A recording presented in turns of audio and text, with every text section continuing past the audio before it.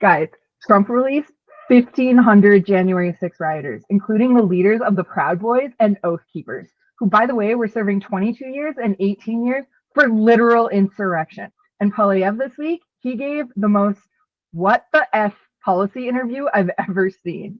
We're going to dig through this BS today and more. Buckle up, y'all. It's going to be a long one.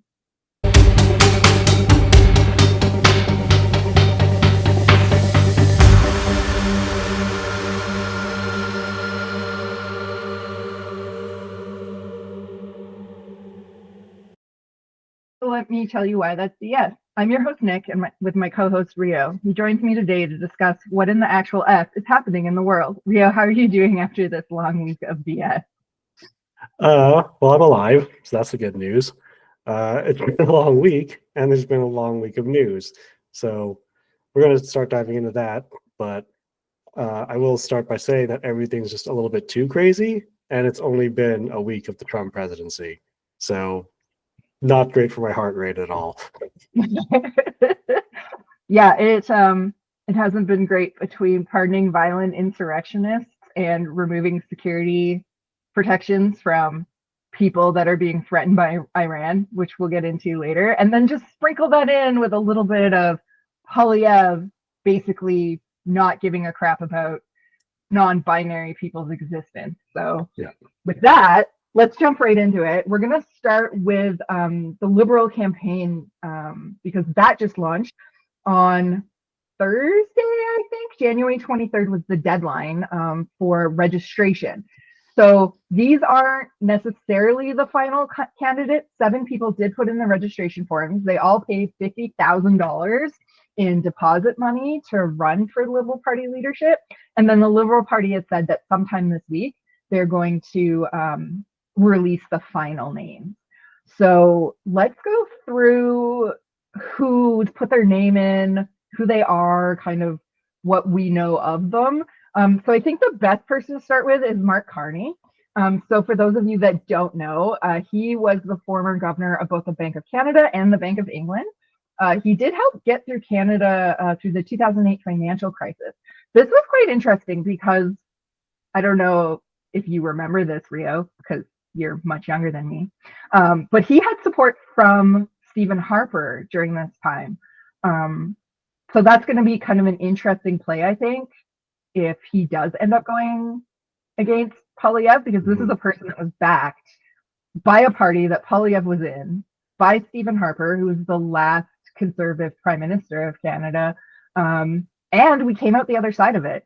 On top of that, Mark Carney was the governor of Bank of England, and he helped keep the UK's economy afloat after Brexit, which I don't know if you know, but that was like an absolute cluster F of a time. Now, Carney's platform's kind of a weird mix of like liberal ideology and conservative economics. So of course he's running on revitalizing the economy. He wants to tackle climate change. He did allude to wanting to tax carbon polluters like the oil sands and not individual consumers. I'm not really sure how that would work out because polluters are going to push their tax. To resist. Yeah, right. Like, but they're also gonna like if they have to pay the tax, they're just gonna pass that on to consumers. It's not like they're magically gonna absorb that, right? Like, correct me if I'm wrong. What do you think of this? Is this just a dance? No, that's pretty accurate because that's usually what happens, right? Like the cost goes up on their side, so it goes up for the consumer. I mean, like look at the price of eggs or milk or anything in the grocery store nowadays, right? Like the other day I paid $3 for a loaf of bread when I remember when it used to be like $1. And like, and the main thing is just that ingredient cost has gone up.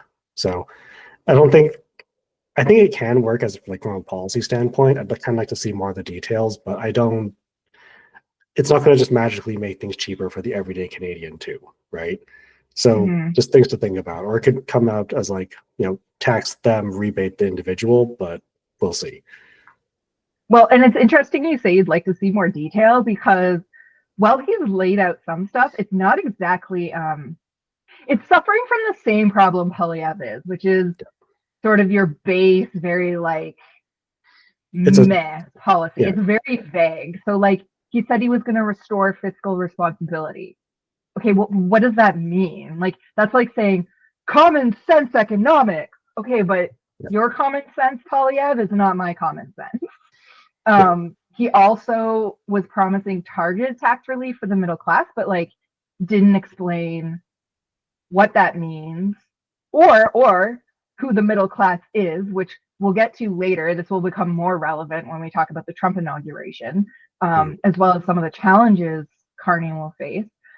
He also said that he wants to stimulate wage growth, but again, didn't give any specifics on how that's going to happen. We already know from decades of failed policy that trickle down doesn't work. So I'll be interested to see what that is. And then he also said that he wants innovative green investments. And then he framed climate action as an economic opportunity, which I think, in terms of thinking outside the box, would be fantastic. But he hasn't actually said anything about it. yeah. I don't And know. What do you think of this? so I do agree that like climate action is an opportunity, right? Because at the end of the day, you need new technologies and need to implement these new technologies in order to actually make the change you need to transition away from carbon-based fuel sources and basically oil and gas and coal, right?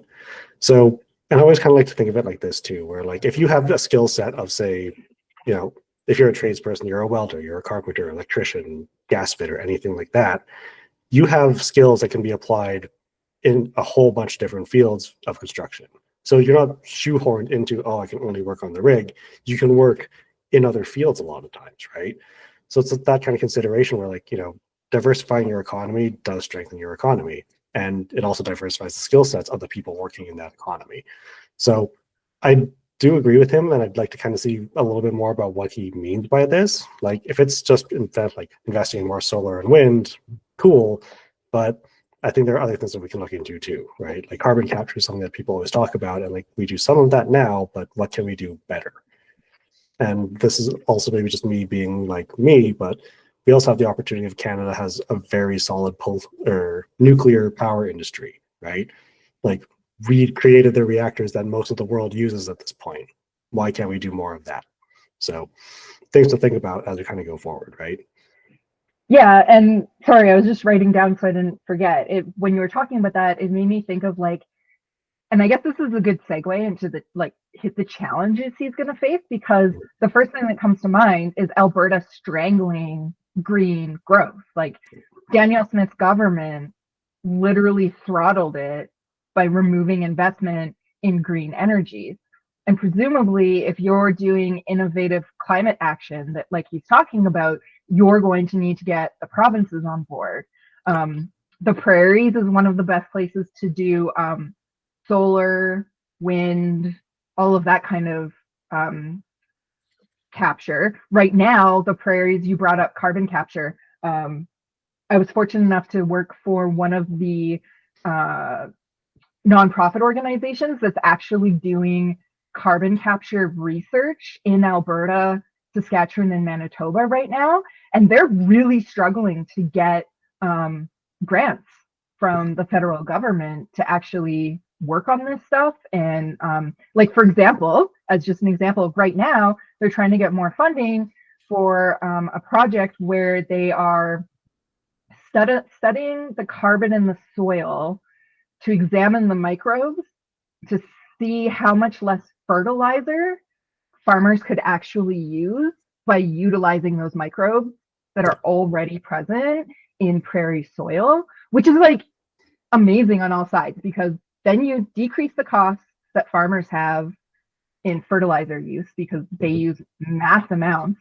So they basically flocked to the study because they were like, well, if I can use less fertilizer, like, It heck saves me that yeah. much more money, right? Just drops Exactly, the right? cost, like we were just talking about. Exactly, right? But this like organization struggles to get the funding they need and like get the government to move past stuff, and then like working with government scientists, and like there's rules around which isn't a bad thing, but there are rules around like, okay, well, this grant isn't for government employees. So then she can't actually use the government scientists that are trained in carbon capture to actually be able to do said research, right?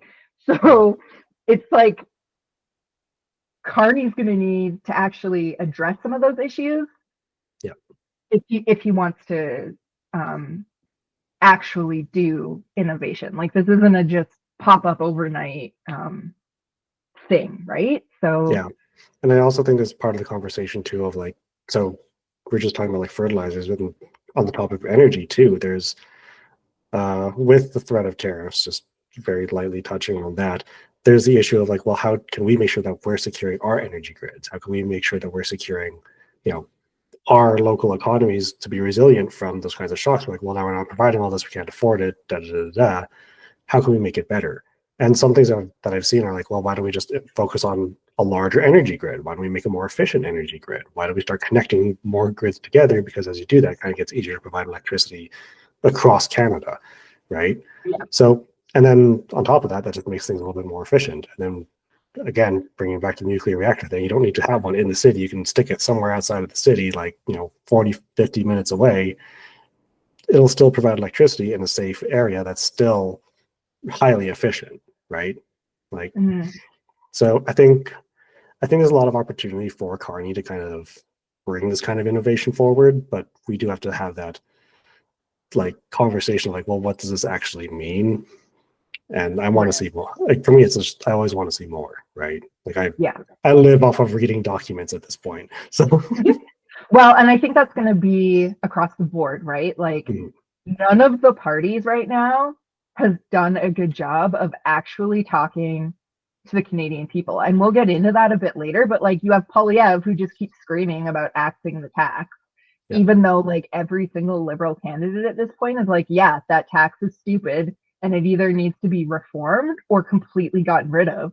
So I'm not really sure what his next campaign slogan is going to be, but again, we'll get into that a little bit later. And then the Liberals, right? They're kind of falling apart right now. They're in this leadership race, which brings me to another challenge Carney's going to face, which is a complete lack of political experience. Yes, he sat in rooms with like leaders. Obviously, he was a governor for two banks, and he advised the Liberals on economic issues. But he doesn't have the experience of actually playing politics. And this is somebody that if he wins, he has to go up against Poilievre, who has been in politics since he was 25 years old. Literally, Poilievre went to university and then got elected as an MP. So an MP is the only job Poilievre's ever done. And as much as I don't like Poilievre, and we'll get into some of his policies later, self-promotion time, I have a video coming out next week where we will actually look at 20 years of Poilievre's policies to see what he's likely to do. Because, to his credit, he said, I'm nothing but consistent. And that's true. Like if you look at 20 years of Poilievre, he has been consistent with what he wants to do, what he's done, what he says, and that hasn't changed very much. Carney, on the other hand, is completely new to politics. He doesn't really know how to, really connect with the Canadian people. He tried to in his Liberal campaign launch. I don't know if you saw that speech, but basically his attempt at connection seemed to be speaking French, which full disclosure, I do not speak French, but I do watch Good Talk every week. And there's a French journalist on there named Chantal. She is fantastic. And according to her and French media I've read, his French was horrible. And he needs to work on that. So that's one thing, right? He clearly didn't connect to Quebecers, which is huge. You need Quebecers to win elections in this country. And then secondly, to the rest of Canada, he just made a bunch of hockey references. Yeah. So I don't know. What's your take? Yeah, it doesn't really come across as like he really knows what people want to see out of a leader, and full disclosure, I speak very bad French. Like I've basically just been doing Duolingo, and that's the extent of my French knowledge, right? Yeah, so like I can't really criticize someone speaking bad French because like I speak terrible French, But But on the yes, other he hand, can because he's the good wants to be the leader of a bilingual country. yeah, and that's absolutely true. And like that's why I wanted to learn it, because like, well, it's the second official language. It's a good skill to have, especially like every time I've been somewhere else in Canada, I've encountered French speaking Canadians, but never here in Alberta, which is always really funny to That says me. a lot. Yeah, it really says a lot about the province we live in. So I think it's a lot of that like political experience that he does have to develop, but I also think it's because he's been kind of at that high level, he's just stuck with that, like, dealing with policymakers, dealing with the decision makers, not actually hearing what a constituent has to say, or dealing with like a angry constituent email kind of thing, right? Like he's never had to Yeah. deal with that kind of experience. And if he's going to try and be prime minister without that, it's not going to come across very well, because how do you respond to like, well, this constituent's really mad about this policy. Like, how can I, frame it? How can I approach them to say, hey, this is like, let's have a conversation, as opposed to, I get it, you're mad, I'm going to go talk to other people to try and fix it, right? He should be Right. talking to the people about it. Yeah. Well, and I think, yeah, for sure. And I think the last big challenge Carney's going to have is the elitist label. Now, I don't like the conservatives. I'm not a conservative advisor, but given the tax label isn't going to work, if I was a conservative advisor, I would be saying we're going into a trade war. One of the things you need to pull on if you're going to go after character is elitism. And that's not exactly rocket science. Critics are going to frame him as a global elitist. I mean, this is a guy who went to top schools. He was a governor of 2 banks. He's not poor by any stretch of the imagination. This is someone who's basically in the Canadian oligarchy without being directly in the Canadian oligarchy, right? Yes. Like, that's really what it boils down to, because this is someone who has so many connections that he can leverage as well, that, let's be honest, the average person is never going to have. Like, I'm probably never going to interact with the governor of the Bank of Canada, right? Meanwhile, this guy has probably advised like several prime ministers, and not just in Canada, but also abroad. And there's something you put in your notes that I also think is really worth noting here, that he's part of the United Nations Special Envoy for Climate Action and Finance. And like, again, another huge position that puts him in an influential level now at a global stage, right? So how do you break that label of like, I'm totally someone for the people, but my work history definitely does not say that at all. And I totally have time to just go to hockey games, and I understand every hockey reference I'm giving you right now. 100%, right? And like you bring up the UN, that's another thing Poilievre's going to go after him on, right? Like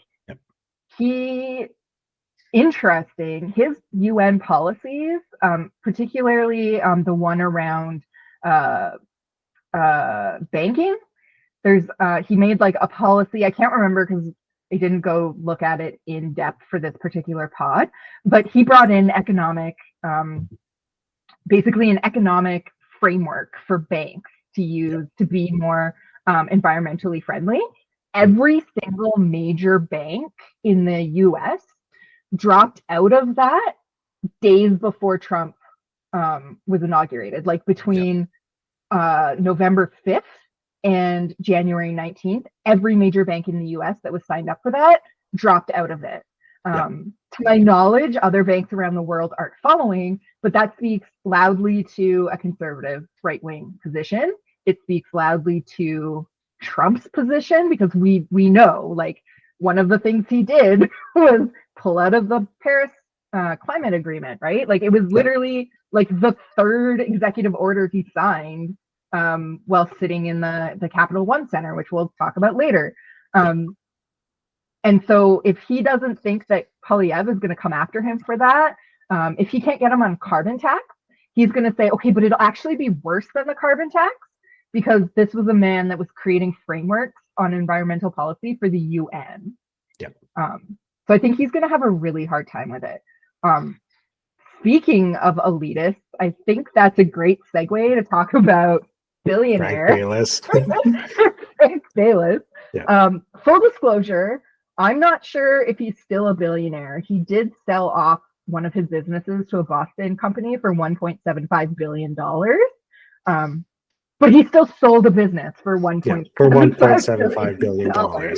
I mean, that money just doesn't disappear, Nick. Like, so I remember I heard a really interesting statistic one time where it's like if you're a billionaire and you spent like, and if you spent $1,000 or was it was like $10,000 every day, it would take like 1,000 years to spend all of your money. And I was like, I can't imagine spending that much in a day. No, only like, Well, the stock market's been doing awesome, so he's probably got way more money. yeah, exactly. Like, so if he's, and chances are he has some really expensive finance managers, he's probably turned that 1.75 billion into way more money. But back on topic, he's also announced his bid to be the next Liberal Party of Canada leader. And as we kind of discussed in our episode 0 a couple of weeks ago, it kind of says, as we were talking about, it kind of says a lot about oligarchy and billionaires trying to come in and influence politics, like we also saw in the United States as well. From 2015 to 2019, he has been an MP. So far, really only his, second term in government? Or no, he only had one term as an MP, right? When did he go into government again? 2015 to 2019, MP for Pierre Dollard in Quebec. Oh, so I could probably tell you why. I was trying to find out his net worth. He had a big controversy around improperly lobbying for a $237 million contract. Oh, yeah. Federal contract. Got to bring in that government corruption, right? To make ventilators for the pandemic. If he actually runs Rio, we need to dig into that a little bit more. Full disclosure, guys, some of these people we know a lot about. Some of these people, because we were doing this podcast so close to when the registration deadline was, we haven't completed all of our research yet, but we're going to release some videos over the next few weeks where we're going to dig down deeper into this. Sorry to cut you off there, Rio. Keep going. No, it's totally fine. So Bayless does bring some interesting skills to the table. He, like we said, does have some business acumen. He did sell his company for $1.75 billion. Contracting the government for almost $300 million is, I'd say, a little bit sketchy, or more than a little bit sketchy, but he wants to run. It would have been profitable. Yeah, it would have been profitable, right? He also is a moderate progressive, so he does generally align with the party's progressive values, but this is a pragmatic approach that could appeal to centrist voters, which is something that the Liberal Party needs right now. But it kind of, and historically, and this is something I kind of want to bring up later, is that the Liberal parties tend to run from the left, but rule from the right? Like their policies tend to be more fiscally conservative. So yeah, and I think as we go through these people too, we'll see quite a few of them are more aligned with progressive conservatism with a social policy. Yeah, it's the red social policy. Yeah, with dental care policy. Yeah. Yeah, it's the red Tory thing, right? Because they don't want to be totally liberal, but they don't want to be totally conservative, so they're red Tories basically. And Bayless's background is mostly in that tech and entrepreneurish kind of area, so he does have a lot of perspective. Yeah, oligarchical. There's a theme today. Yeah. Yeah, so oligarchical in a lot of ways, and it does kind of support the argument of he wants to see innovation in the economy, but I'm not. Again, he's a rich billionaire trying to become Prime Minister of Canada. So what does that actually mean for the average Canadian, right? And lastly, Bayless is a straight up Montreal deep Quebecer. This is someone who knows both official languages and can speak them very well. So this is someone who can actually really appeal to both sides of the not St. Lawrence River. Whatever it is in Ottawa. The two sides of Ottawa and Gatineau. Yeah, and I think that's important, right? Because like we talked about with Carney, you have to be able to win Quebec. You don't win elections in this country if you don't win Quebec. And that's part of the big thing the Liberals are facing right now, because the polls are showing, and they are changing, which we'll talk about later, that the Conservatives are way ahead in Canada, except in Quebec. In Quebec, the Quebec Party, the Bloc, is coming out on top to the point where right now, if there was an election today and Canadians voted with the polls, which probably won't be the case, and we'll talk about why a little later on. The Bloc would be the official opposition in Canada. Now, for those of you that might be our American viewers, the Bloc only runs in Quebec. You cannot vote for the Bloc if you're in Alberta, BC, Manitoba. This is a strictly sovereign Quebec party. Yep. So that should tell you like exactly how much power Quebec has. Yeah, and the last time that they formed the official opposition as well was like, this was back when Quebec sovereignty was still a major topic in Canadian politics, right? Like the fact that the Bloc is kind of making a resurgence in light of Pierre Poilievre and like the current political landscape kind of says a lot. But I also think this happened once before in the 90s, where the Bloc was the official opposition. But again, that was like in the mid 90s. Yeah. And around like right after the separatist vote, which barely passed in favor of staying with Canada. It was something like, I was really young at the time, guys, but it was something like 51-49. And I only remember that because 52-48. Yeah, it was really, really close. And I remember because I wanted to play Super Mario Brothers, and we only had one TV. And I remember my dad yelling at me about how like, this is so important. Like if we lose Quebec, Canada's going to lose its sovereignty. Have more respect. And then he made me sit down and watch voting on the Quebec sovereignty. Are we going to separate from Canada? Which was only paralleled later by Princess Diana's death, when basically the exact same thing happened. So my childhood. I just pulled up the stats, by the way. You're right. It was 50.58% to stay in Canada and 49.42% to leave. So like we were this close to not having Quebec. Yeah, I thought it was. And like I said, I'm not like I remember everything from the past. It's just I really wanted to play Mario Brothers, and I was really mad that he made me watch this. And I remember being like, okay, they're still a part of Canada. Can I play Mario Brothers? And he was like, no, it's really late. Go to bed. My dad was kind of a jerk, but no, the point is it's really important and critical that leaders know how to represent Quebec, that Quebec feels like they're going to have a voice in Parliament, and that their leaders can, converse with them in their language, which is completely fair. Language matters. Yeah, it really does. And like having someone who can speak both languages, and like as much as everyone could hate Justin Trudeau, he could speak both languages, right? So he could have that connection to both French and English Canadians. But back to Bayless, he does have a few more challenges aside from that. Like he speaks French, he's fine, but he does have other challenges he has to deal with, and one of them is mainly name recognition. So like I didn't know who Bayless was until like 2 weeks ago, basically when he was like, yep, I'm running for Liberal leadership, and I was like, I know. I quickly Googled him. Yeah, I quickly Googled him, and I remember texting you and being like, he sold his business for $1.75 billion, and you were like, great, oligarchies, woo. Cool. Can't wait to have that again. Which isn't a great look when people like you're saying, he doesn't have name recognition, and when you Google his name, that's like the first thing that comes up is when I Googled him, I can actually the first thing that came up was his Wikipedia, followed by an article from the University of Waterloo, where the headline is "Engineering Alumni Makes U.S. $1.75 billion." Yep. So like,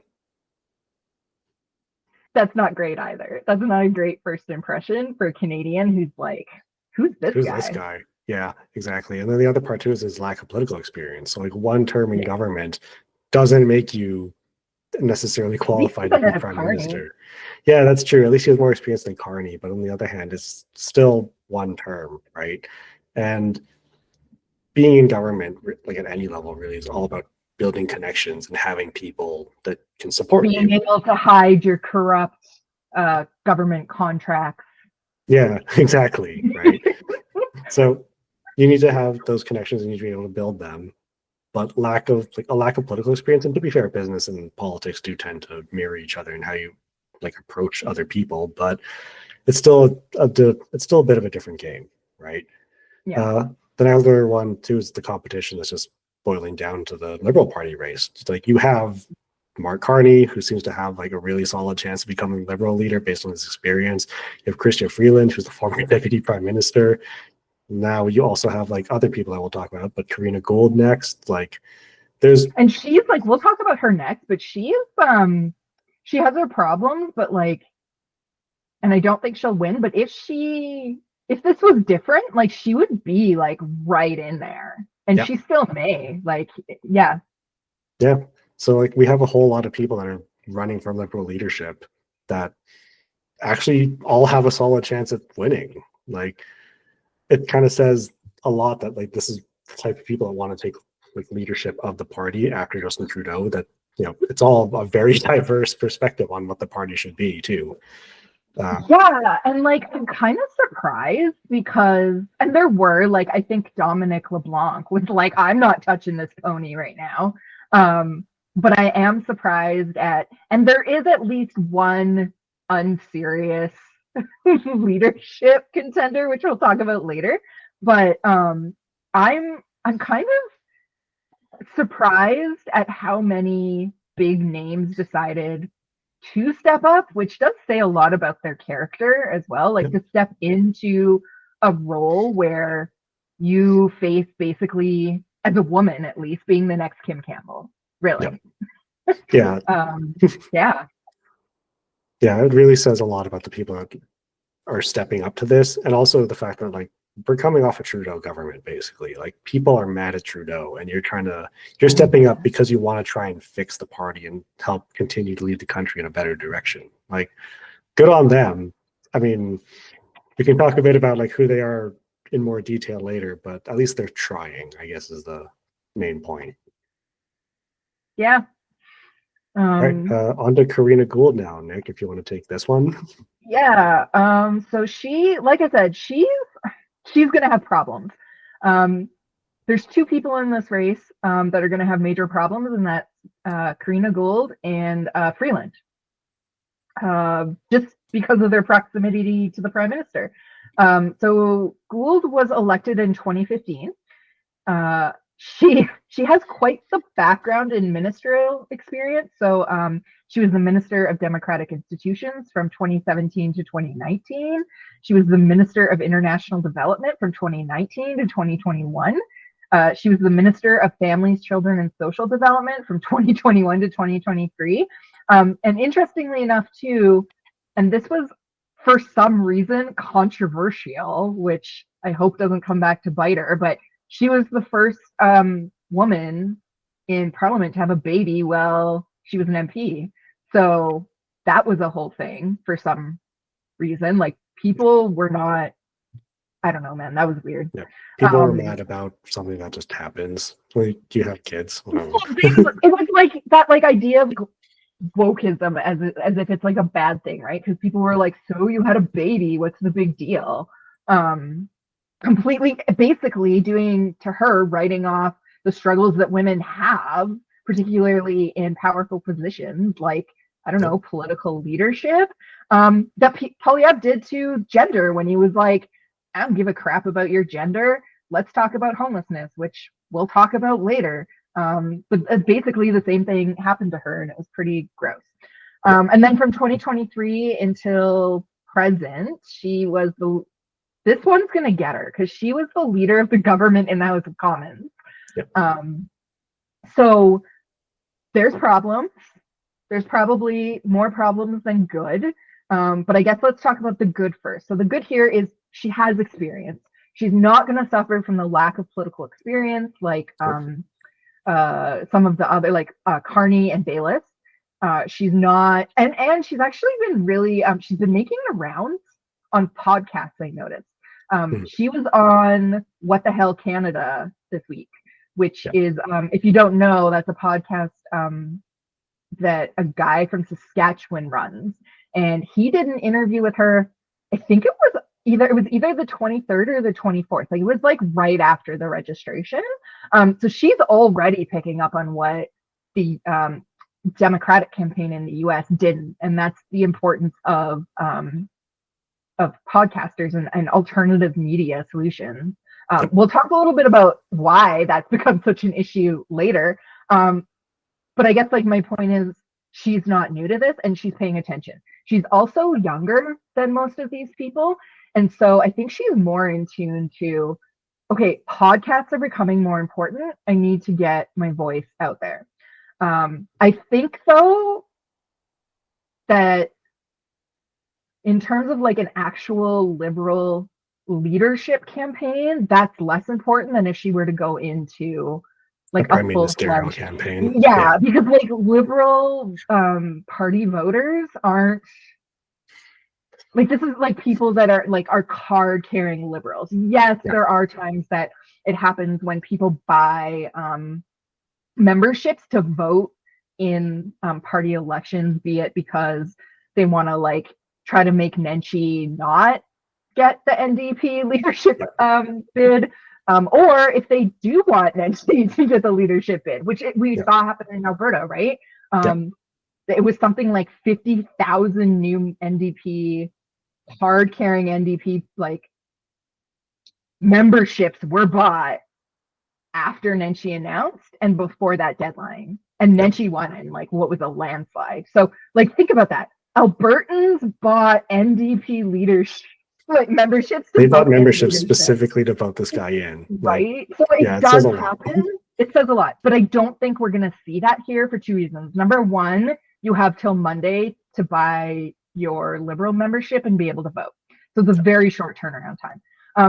And number two, you just don't see that as much in federal campaigns. Again, it happens, but not to like that extent. So we're not dealing with where like Joe Rogan, the Canada's Joe Rogan, whoever that is going to make a difference here. So I think there's that.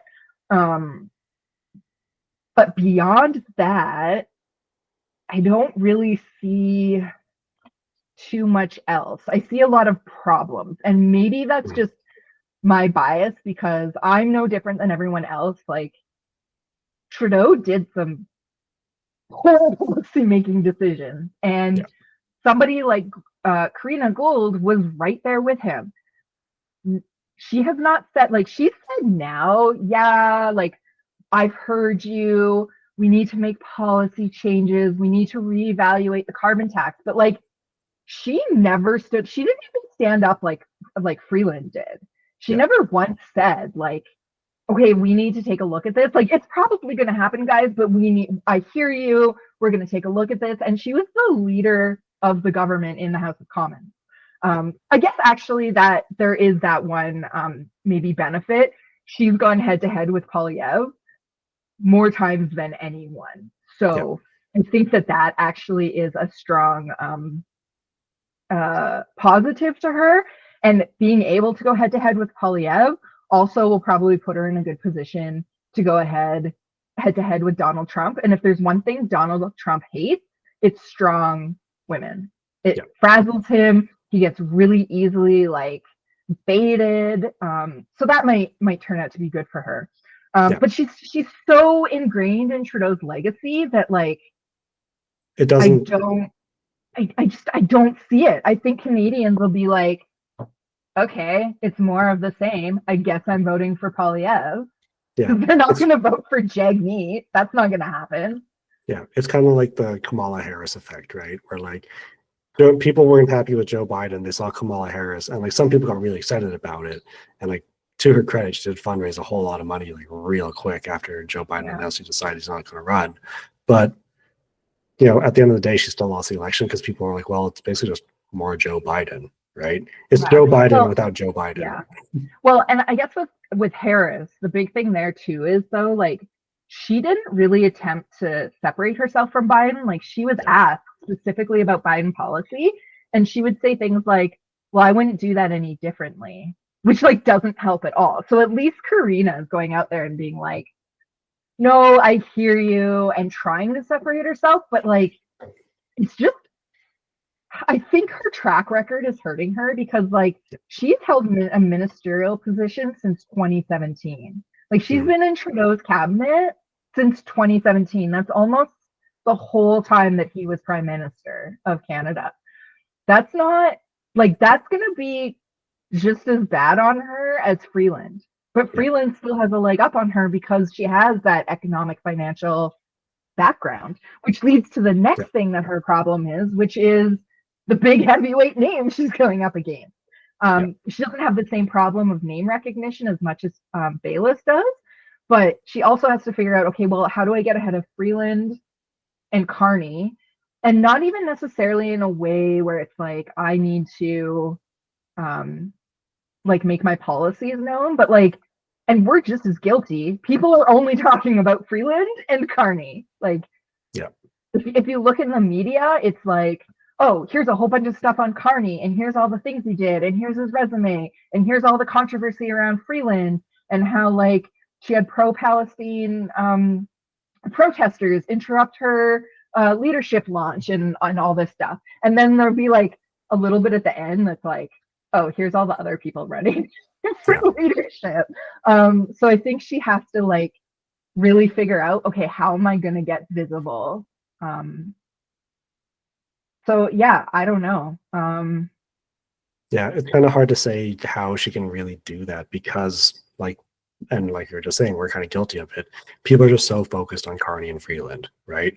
And I think a lot of that's just because the economy is so front and center in everyone's thought, especially like just Yeah, politically, like that, you know, her track record is like it's a lot, and it's a lot of really diverse experience that would probably really help her in like as prime minister, but it doesn't really speak to that economic management kind of role, right? Like yeah, still a lot of like really great experience, but not probably not what people want to see. So yeah, yeah, it's kind of unfortunate for her, but at the same time, like maybe that could work to her benefit in a way, just in a weird roundabout, like, oh well, maybe we don't want someone who's done the same stuff the government's done for the last 8 years. Maybe we get something a little bit different. But I don't really see that working out in her favor too, right? yeah, no. Um, so speaking of Freeland, we won't spend too much time on Freeland, Yeah. um, but we got to talk about it because it's Carney and Freeland. And I think that's the other reason the media is so focused on those two because, I mean, anything could happen. We'll talk about this a little bit later, but anything could happen. And I guess something out of right field could happen where like Ruby DeHalla gets Yeah. elected as leader or some like weird thing.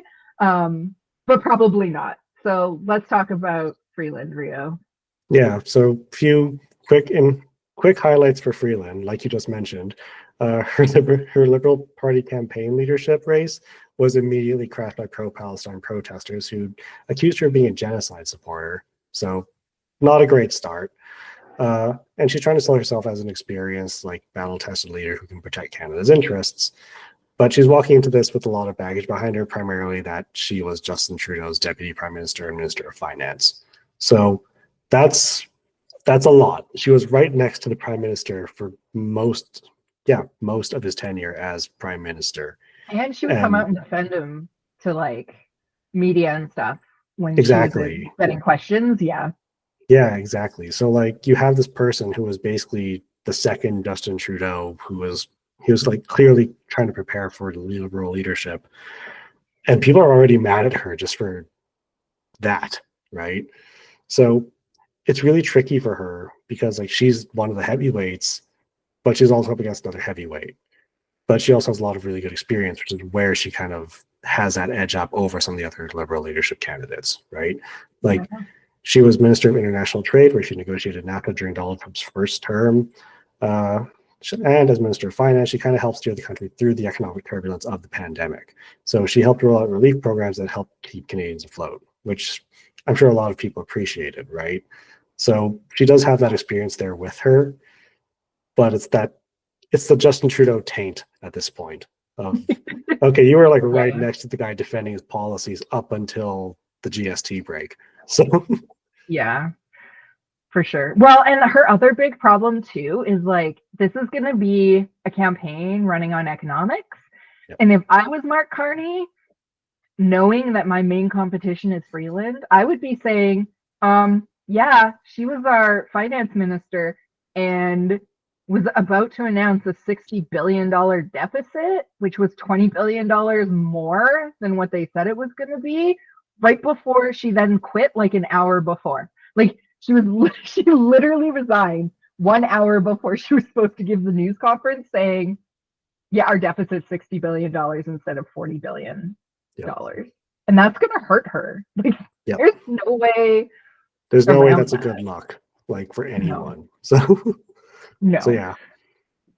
So yeah, Freeland is an interesting case, but I think I see her being a major contender. I'm not sure if I see her ending up as Liberal leader, right? Like, well, maybe and I kind of wonder. Yeah, Yeah. and I kind of wonder though if she's like being made a contender by the media because she's A, so well known, and B, she's kind of the other person here with a lot of economic, like government economic background. Right. And less so that she would be the best person for the job. And like that might be the case. Like, hey, maybe she is the best person to lead Canada, but at the end of the day, it's the voter's decision. And like, I know if I went out on the street, full disclosure, we're in Alberta, so like take it with a grain of salt. But if I went out into the street and I was like, hey, what do you think of Freeland being the new Liberal leader? I would not be leaving that conversation for like 3 hours. And it would just be Albertans complaining about Trudeau. It wouldn't even be about Freeland. They would just be saying, we hate Trudeau, F Trudeau. Also, look at the sticker I have on the back of my giant truck with Calvin peeing on Trudeau. Justin Trudeau. Yeah. Like, right? Yeah, it's hard to, and the other thing here is like with Alberta, anything like you mentioned, you say the words National Energy Program downtown, you will hear audible sighs wherever you are. Like, oh, I actually did that one time, just kind of like out of curiosity. I was like, oh, yeah, like reading up on the National Energy Program. This is like my job in like 2014. I worked for an oil company, and I could hear someone groan in one of their offices. I was like, oh, cool. We're still bitter about that thing that happened 50 years ago, huh? So yeah. And so like Alberta is like a extremist example of that. And let's not kid ourselves. Alberta will go blue, and Alberta would go blue regardless. But I think that sentiment is across the country, maybe not to that level, but people are ready for Trudeau and the people that propped him up to go away. And unfortunately, or fortunately, she's one of them. Yeah.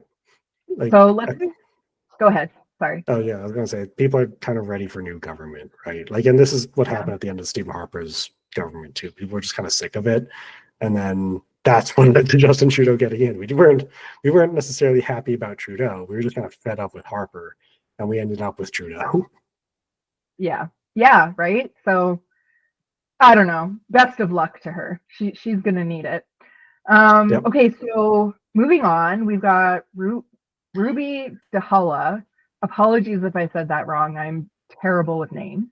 Similar to Poilievre, she was elected all the way back in 2004. She's not going to have the political problem, that political experience problem that others are going to have. So she has that riding for her. However, the more I dug into her, the more problems I see. And, she brings her experience to the table. She was, it was huge that she was elected back when she was as a Sikh. So that community was ecstatic about her election into government. She's a person of color and a woman. So those are all great things. Those were all celebrated at the time. Unfortunately, celebratory times did not last for her. So first off, she is a huge advocate for immigrant communities, which is fantastic. She has a lot of ideas of progressive immigration policies that she wants to put in place. She was very outspoken, for example, about the immigration reforms in 2008. those reforms didn't pass, but it would have allowed the government to cap immigration cases and fast track certain applicants over other applicants. So that's all great.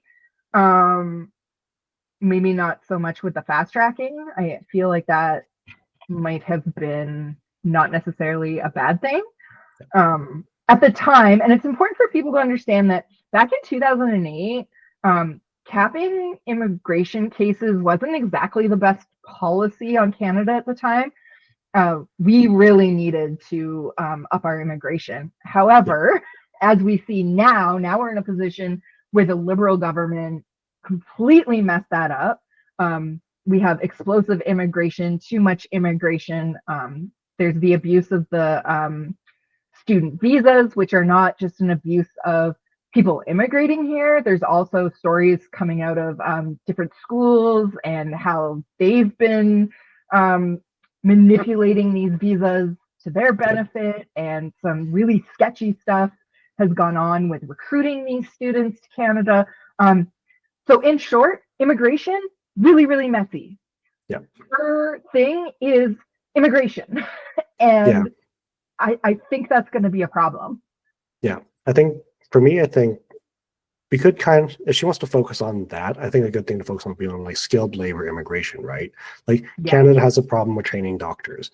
Canada has a problem with like basically people coming in, they're trained as nurses or doctors in their home countries, but then their credentials get completely ignored because of their home country.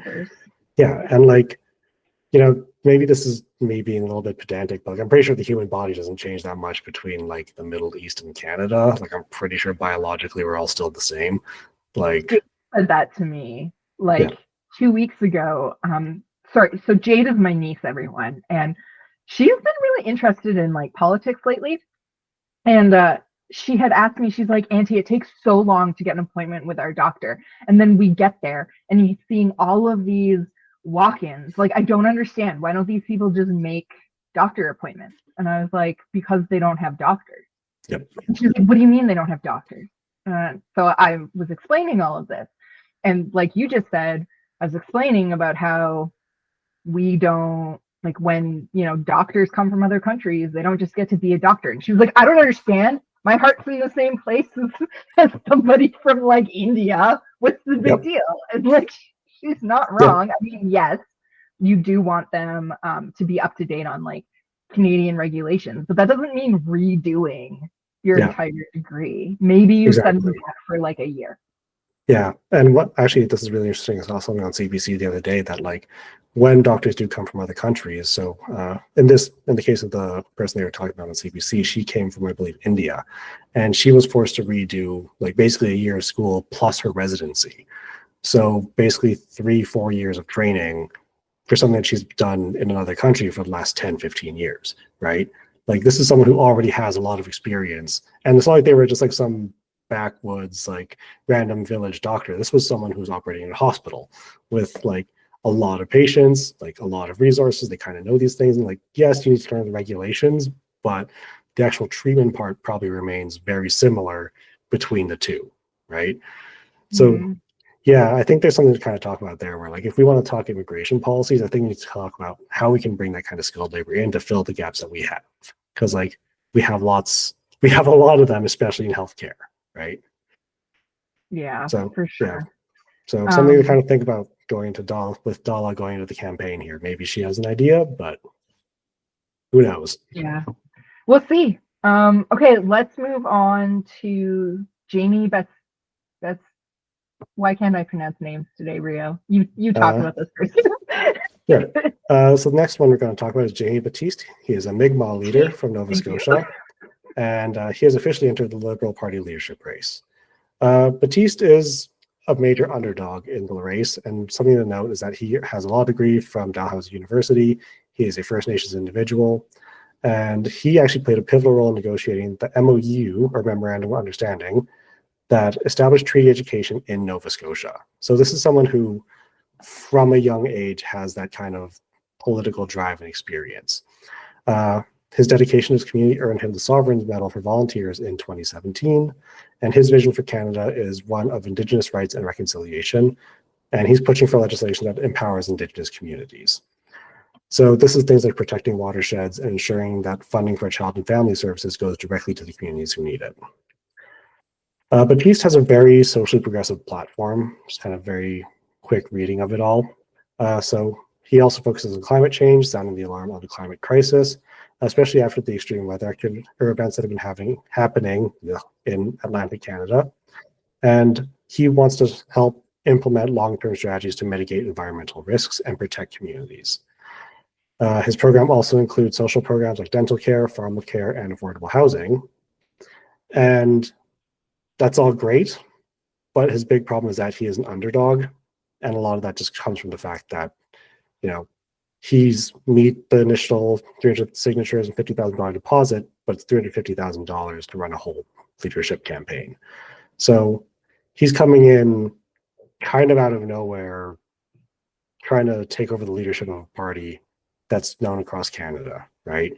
And again, this is someone who I didn't know who he was until 2 weeks ago when, all these names started popping up and we started looking at who they are.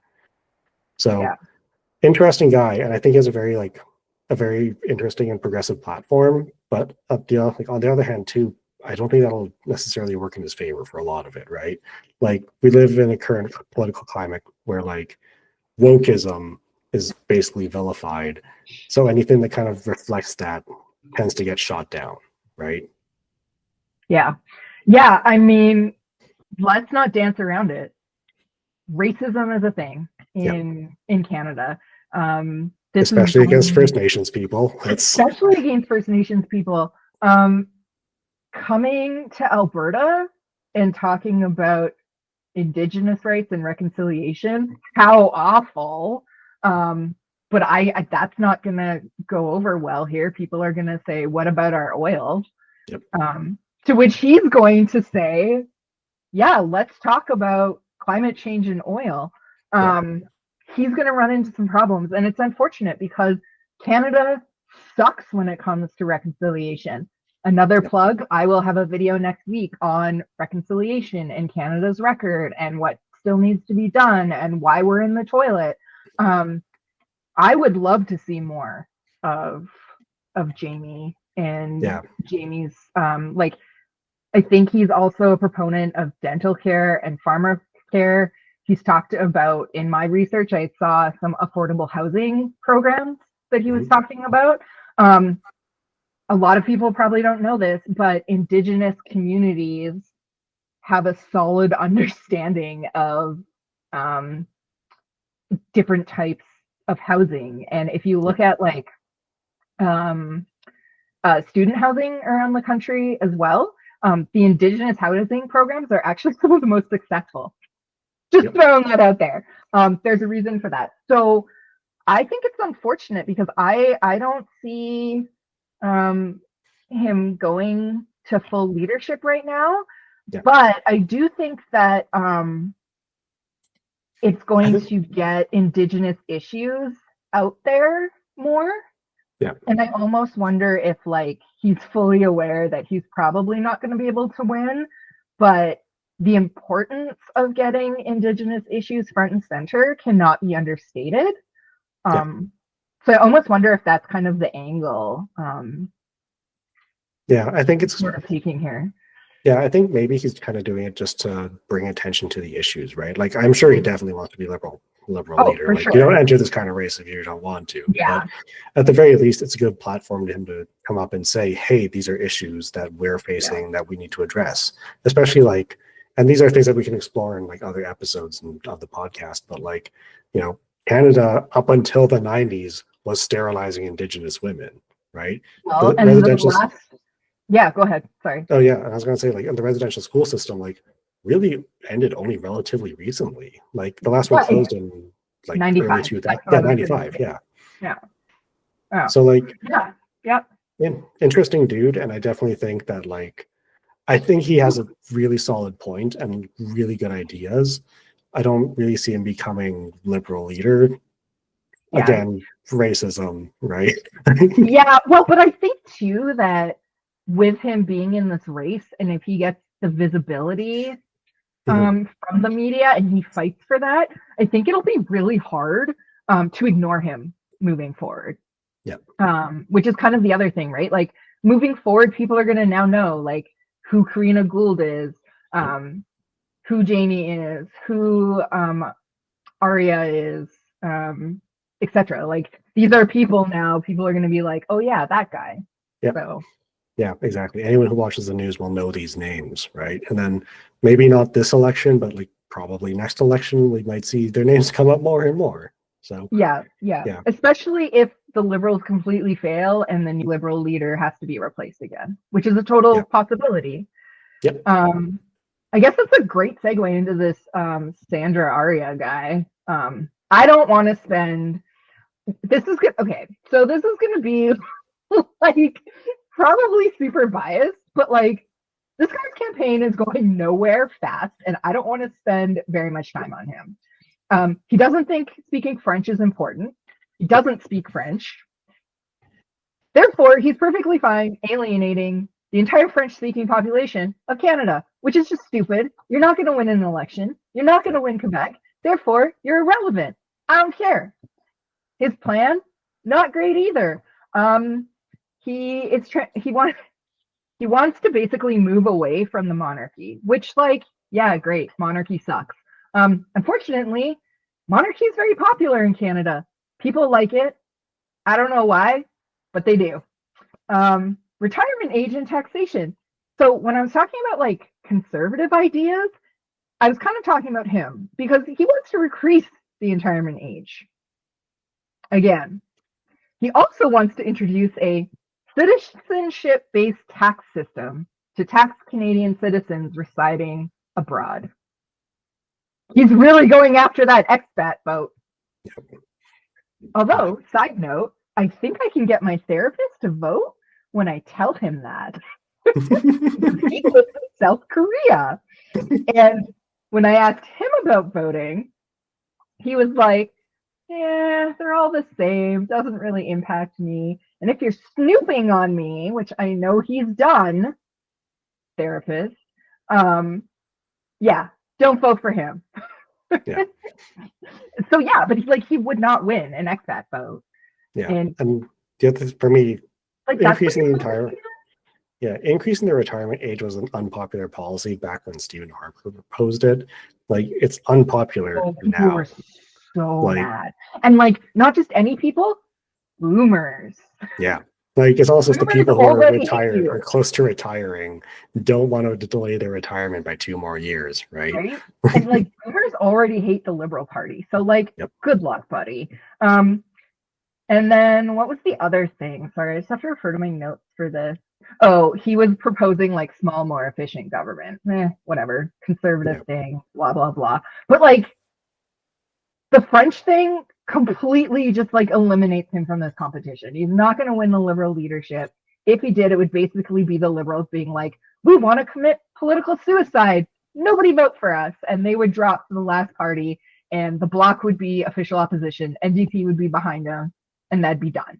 So we can move on from him. Yeah. Unless you have something to add about that guy.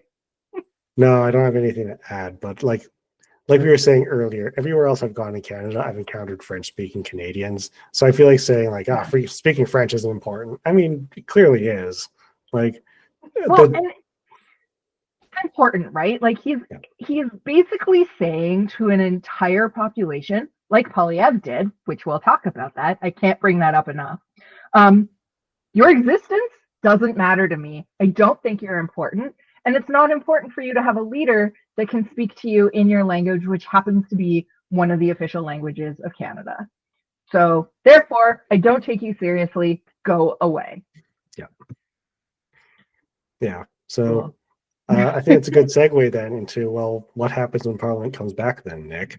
So we've talked about what the Liberal leaders are all thinking about. Well, potential Liberal leaders are all thinking about. What does that mean for Canadians? Do you want to start the conversation on this one? Yeah, I mean, okay, so it's interesting. A poll on Friday, actually, just yesterday, we're recording Saturday afternoon, showed that 29% of Canadians don't want an election, which I thought was really interesting because everybody hates Trudeau, and it appears like everybody does want an election. The other thing that's interesting is there's not even 29% of Canadians in the country that want to vote for Poilievre. Yeah. We're just throwing that out there, right? So that's interesting. However, I think this is going to depend on a few factors. One, if Carney wins.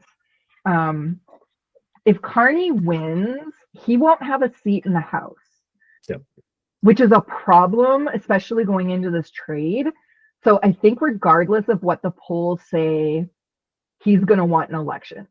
Yeah. The other thing here is regardless of who wins, I don't think they're so like before I was like, oh, the NDP aren't going to want an election and like I don't know if it's going to happen, but the more I think about it, the more I think that whoever comes into power on like if Carney comes in, he's going to need the seat. If Bayless gets in, he's going to need the seat. So they might be like forced into an election. But also, none of these people are going to want to have to figure out like side dealing with the NDP while they're trying to side deal with Donald Trump. Like, they're just not going to want to have to deal with all of that BS. So I think what's going to happen is before March 24th, whoever wins, I'm going to call that they're going to call an election before Parliament reconvenes on March 24th.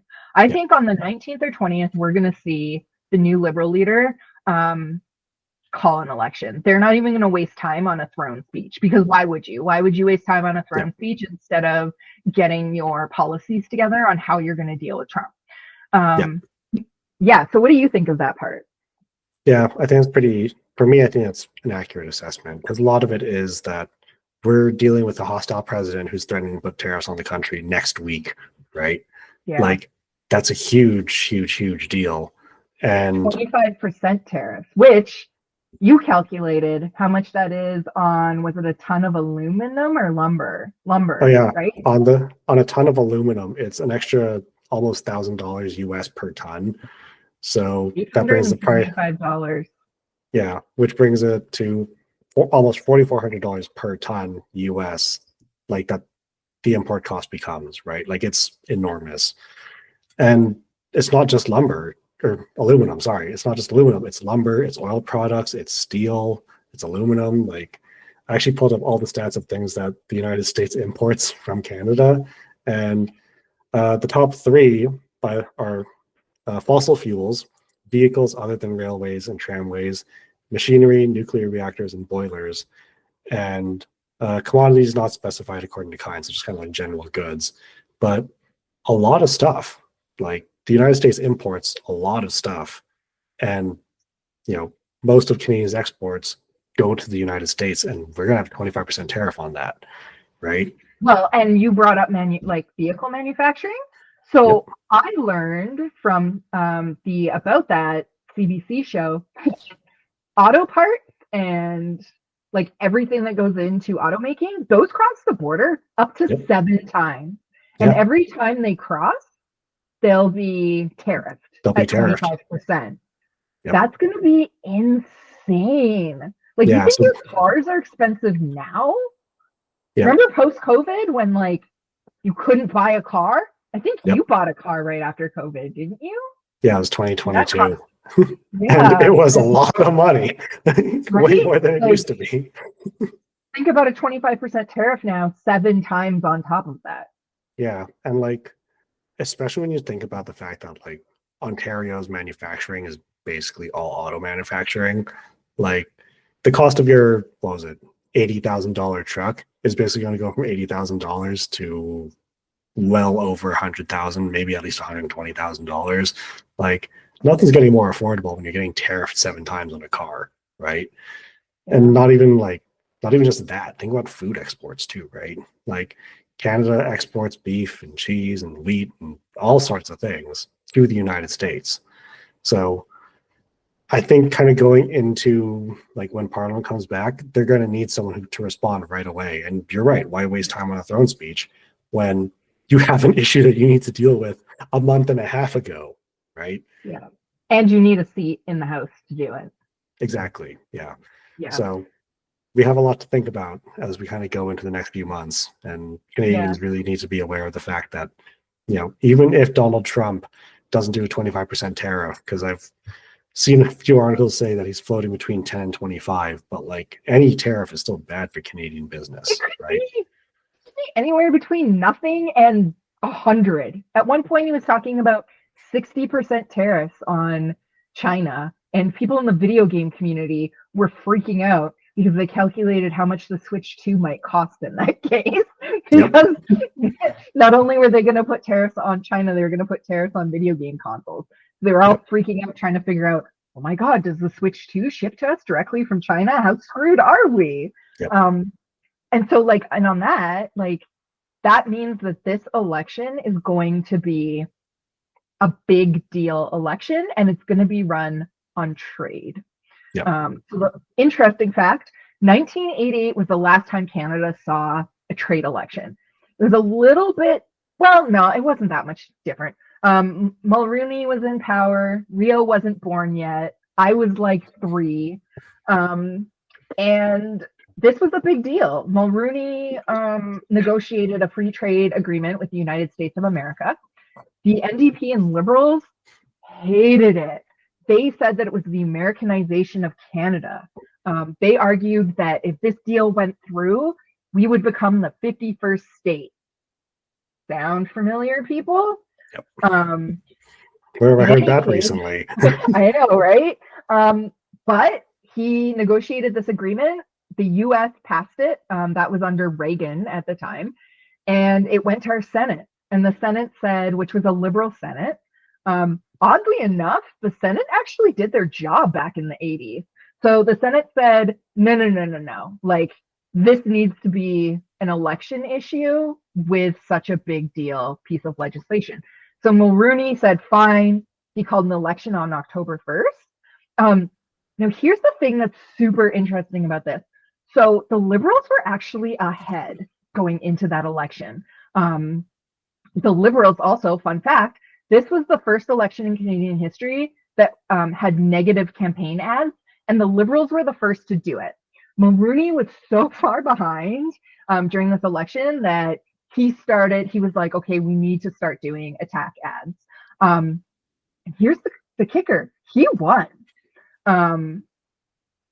So to me, what's interesting about this is it's not much different right now.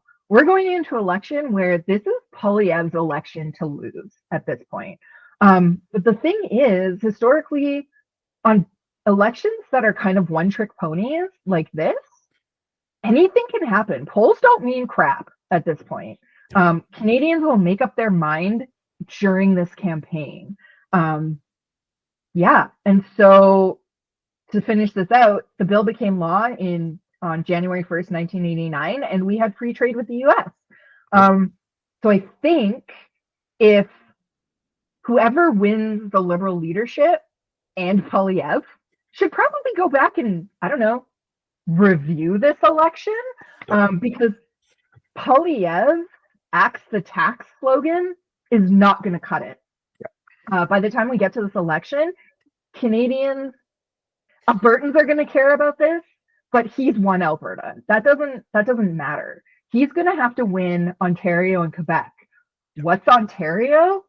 Auto manufacturing is their number one thing. I mean, Ford is calling an election next week because he thinks it's too important. I think it's personally conservative propaganda because, like, why does the, like, Poilievre has said if he wins, he's basically going to silence everybody else, because he said in the CTV interview, which we'll get to, that it's too much noise and you need one voice. He's not like, that was like the one thing that I kind of was like, yeah, no kidding. Like, that's just logical. But federally, like, he's going to have to come up with something better than axe the tax. Because it's not going to matter by the time we go into that election. And I think we're going to see an election that parallels to some capacity that 1988 trade election, because nobody remembers anything else from that election. They don't remember the GST stuff. They don't remember the deficit, because remember, the Conservatives were the ones that brought in a GST. And it was Mulroney. Nobody remembers any of that. They only remember that this was a trade election.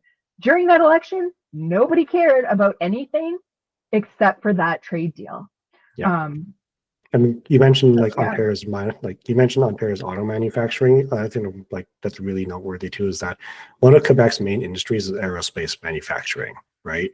Like, and that's again, those are parts that cross borders several times before a finished product is rolled out. So you want to ignore the fact that the two biggest provinces with the most sway in any election, and you're ignoring their industries being directly threatened by a hostile president, right? Like Pierre Poilievre needs to do way better than just we're getting rid of the carbon tax. That's an Alberta issue. Great, cool, you won Alberta. What about the rest of Canada now, right? Yeah. Speaking of Poilievre, want to talk about his disastrous interview from last week? Sure. So he was on CTV News. What's great about this is it was like a 14-minute interview. Actually, I don't even think it was that long. I think it was like 10 minutes. And he spouted off a lot about his Canada First agenda. He talked a little bit about tariffs. So let's actually watch a clip first. And then we'll come back and chat about Poilievre and tariffs. With these potential tariffs. So, if elected as prime minister down the line, whenever that election is, what would your strategy be to work with President Trump? Well, first and foremost, we would unfortunately and reluctantly have to retaliate against tariffs applied to our businesses. And then we would go to the grassroots American economic interests that are on our side. The union leaders and business owners in the Midwest that use Canadian energy. We would go to the U.S. states that buy our electricity, the major exporters of the $50 billion of manufacturing equipment and machinery that Canadian companies buy from Americans. We go to those vendors and say, listen, we need a free trade deal that allows us to exchange our goods and services without tariffs because it's in your interest.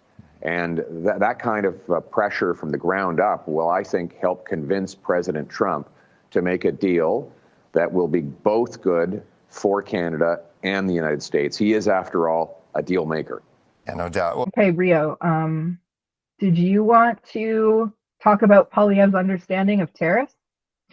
Certainly, because I'm not sure he totally understands how tariffs really work. So for anyone who's unfamiliar with how a tariff works, in the case of what the U.S. is proposing, they're proposing Donald Trump specifically is proposing a 25% tariff on any goods that get imported from Canada to the United States. So say you're buying a ton of aluminum or a ton of lumber, you're paying an extra 25%, like from Canada to the United States, you're paying extra 25% of the cost on top of that, right? And these tariffs, if they're blanket tariffs like Donald Trump is saying, are going to apply no matter what. Like the importer has to pay the price no matter what. And in his interview, he says, we'll go and work with grassroots business leaders. We'll try and get them on our side. We'll get them to continue to buy from Canada. I don't think it's going to really influence them when their cost of doing business suddenly goes up 25% using your materials, right? Another thing to mention, we kind of touched on this briefly, is that America imports a lot from Canada, right? 30% of its lumber supply comes from Canada, 75% of its aluminum comes from Canada, 90% of its steel comes from Canada, and that's not including things like plastics, aircraft and spacecraft parts, paper and cardboard, food, anything else like that. All of that goes up 25%. Why would I continue to do business with Canadians, right? Yeah. Now, personally, I would be way less critical of PP if he had a plan to actually use the surplus resources that we'll have in Canada as a result of the tariffs, right? Like if we're not exporting as much lumber, aluminum, steel, food, that kind of thing, why can't we use it domestically then, right? Circulate the money within the country, circulate the resources within the country, and try and make things cheaper for everybody, right? Because that's what happens. You have an increased supply, prices goes down.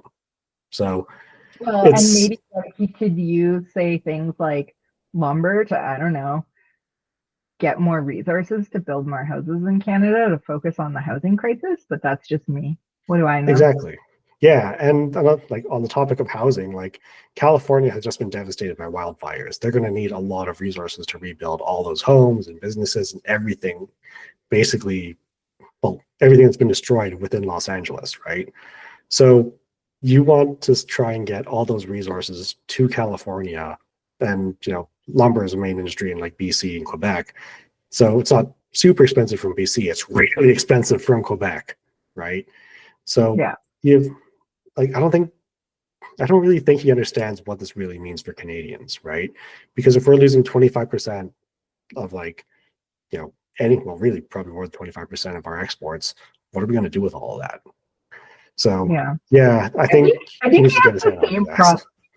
Yeah, and I think the problem is much like the Liberals, because the Liberals are also already saying like we'll have retaliatory tariffs, which is what Yep. Poilievre is saying. But like nobody seems to actually be thinking about the step beyond that, where you have to start thinking like outside the box to combat what will be happening in Canada if we have a trade war with the US. Yeah. And I think like just to skip ahead for a moment, and then we'll go back to the second topic we'll talk about with Poilievre, like one of his things on housing was to get rid of taxes on homes. And that seemed to be like getting rid of taxes on homes. And sorry, I'm stepping on your toes. I know you were going to talk about this, but it was getting rid of the taxes on homes and then freeing up federal buildings, like selling them off to then repurpose as like housing for people. Which, like, I don't know about you, but the whole time I was watching that, I was like, okay, well, first off, taxes on homes is like such a small part of like the problem with homes. Like, people are priced completely out of the housing market. So, like, if that's what you're looking at, you're not even looking at the fact that like people are spending 50% of their income on rent. And if you're looking at like housing and you want to sell off federal buildings, like that sounds good on paper, but what about the cost of like actually refitting those office buildings to be livable? Like you're talking about redoing plumbing, HVAC, insulation, fire safety. Like it's not a small feat. And he didn't talk about like how he was going to do any of that. Yeah, and yeah, you really did kind of just steal like all of my notes, by the way. But like, but it's just such a big problem that kind of shows he doesn't really put a lot of thought into it, or either he has and just really doesn't care, right? Because like, what does selling off federal buildings really accomplish? Like, well, we've turned a bunch of we've turned a bunch of office buildings here in Calgary into residential buildings now. Great. That didn't really help the problem though, because prices are still really high. And I was actually talking to a buddy of mine earlier this week, and he was like, he's looking for an apartment now. And a few months ago, you could find a 1-bedroom, 1-bath apartment for $1,900 to rent. Now it's about $1,400. Like, yeah, things have gotten a little bit better, but when you're facing an affordability crisis because there are no more jobs because we're getting tariffed, like, what does that matter, right? So there's a lot of things that he could do to really make things better, but I don't think Poilievre's really thinking about it. So do better, PP. Well, that's a great segue because let's talk about the grossest part of his interview. Did you see the stuff on gender? Yep. Holy crap. It was like, okay. It was awful. So let's play that clip for people and then we'll come back and talk about what just happened. All right, let's go back to D.C. right now. Obviously, on his first day on the job, President Trump signed an executive order. The U.S. government only recognizing two genders, male, female. They're unchangeable. If elected as prime minister, is that something that you're going to kind of walk in line with, or what are your feelings on that executive order? Well, I don't know. Do you have any other genders that you'd like to name? Me personally? Yes. I'm just asking more so if you're in line with what he is saying. Do you agree with what he's saying? Is that something that you would be lockstep with if elected as prime minister? Well, I'm not aware of any other genders than men and women. I mean, if you have any other that you want me to consider, you're welcome to tell me right now. Well, there's personally, I am a man. I am a as Okay. people who say cis man. That's good, There that's are good. people there who, they say they're Me too. I'm gender a man as neutral. well. You are a man. Totally. Yes. There are people there who say they're have something in gender common. neutral. Yeah, they say they're gender neutral. They're a trans person. Is that something that you would recognize here, whereas in the States, at least with their U.S. government, the way they're seeing it, there's only two? I'm only aware of two, but I mean, if you come up with another list, then you're welcome to do that. But I'm aware of two, and as far as I'm concerned, we should have a government that just minds its own damn business and leaves people alone to make their own personal decisions. That's the kind of government I'm going to run. And with that, the current government, they currently have passports that allow people to put on, gender neutral on their passport. Advocate groups want the government, mind you, the outgoing government, to ask the U.S., would the U.S. recognize these passports, obviously on their way out, if you are the next prime minister? Is that something that you would advocate for? I have to be honest. Yeah. I have to be honest with you. I just saw your segment on homeless encampments that are popping up all over Toronto. We've got 25% of our population in poverty. Housing costs have doubled. Crime is rampaging through our streets. I just find it to be a strange priority to spend time talking about this. My priority is to give people back control of their lives, bring back Canada's promise that anyone who works hard gets a powerful paycheck and pension that buys affordable food, gas, and homes in safe neighborhoods. That's the promise we need for Canadians. If Liberals want to talk about different labels for gender that they want to put on passports in the United States, they can do that. I'm going to talk about the things that will bring home Canada's promise. Okay. And you know what? Let's talk about housing, because I'm. Okay. So yeah, that happened. Yep. Since I stole your thing, I'll let you go first. Sure. So this really isn't just ignorance. This is intentional ignorance. This is someone who's purposefully ignoring, just, I don't know how to say it. So The I'm existence of people that are different genders? Exactly, right? I got you. It's extremely unhelpful and just hurtful, especially when you consider the fact that on our Canadian passports, we do have what was it? It's gender non-disclosed or non-binary. We have that. Yeah, we already recognize that nationally as something that's just yep, how this person is, right? It's fine. But there are some things that really we need to consider. Trans and non-binary people, pardon me, have existed throughout history. In indigenous communities within North America, you have two-spirit individuals. Southeast Asia and South Asia have a very wide array of gender diverse people, right? So yeah, the Hijra from South Asia are just one example, right? So we have examples just throughout history of non-binary individuals existing, and humanity's before Canada was even a thing. Yeah, before Canada was a thing in 1867. So imagine how far back this really goes, right? And it's almost as if gender is a construct created by society, and maybe constructs can change, right? Definitions for words change all the time. So maybe we could do better by just acknowledging the fact that yeah, people can be not just one of two things, right? So Poilievre really just dismisses the existence of other genders, and by doing that, you send a really clear message that their challenges and that the lives they live don't matter to him, right? Yeah. And generally, that's a small part of the population, but it's still part of the population, and they're still human beings. They have a right to life and the right to have a good life. So I don't see how it makes it any different from I'm a cisgendered man if I have a trans friend. And I've known trans people throughout my entire life, and I've just been yep, cool, good for you. I had to get used to using a new name one time, and I just dealt with it. And I did that because I wanted to let them know, yeah, I support you and who you are, and you're a good person, and I'm going to support your life.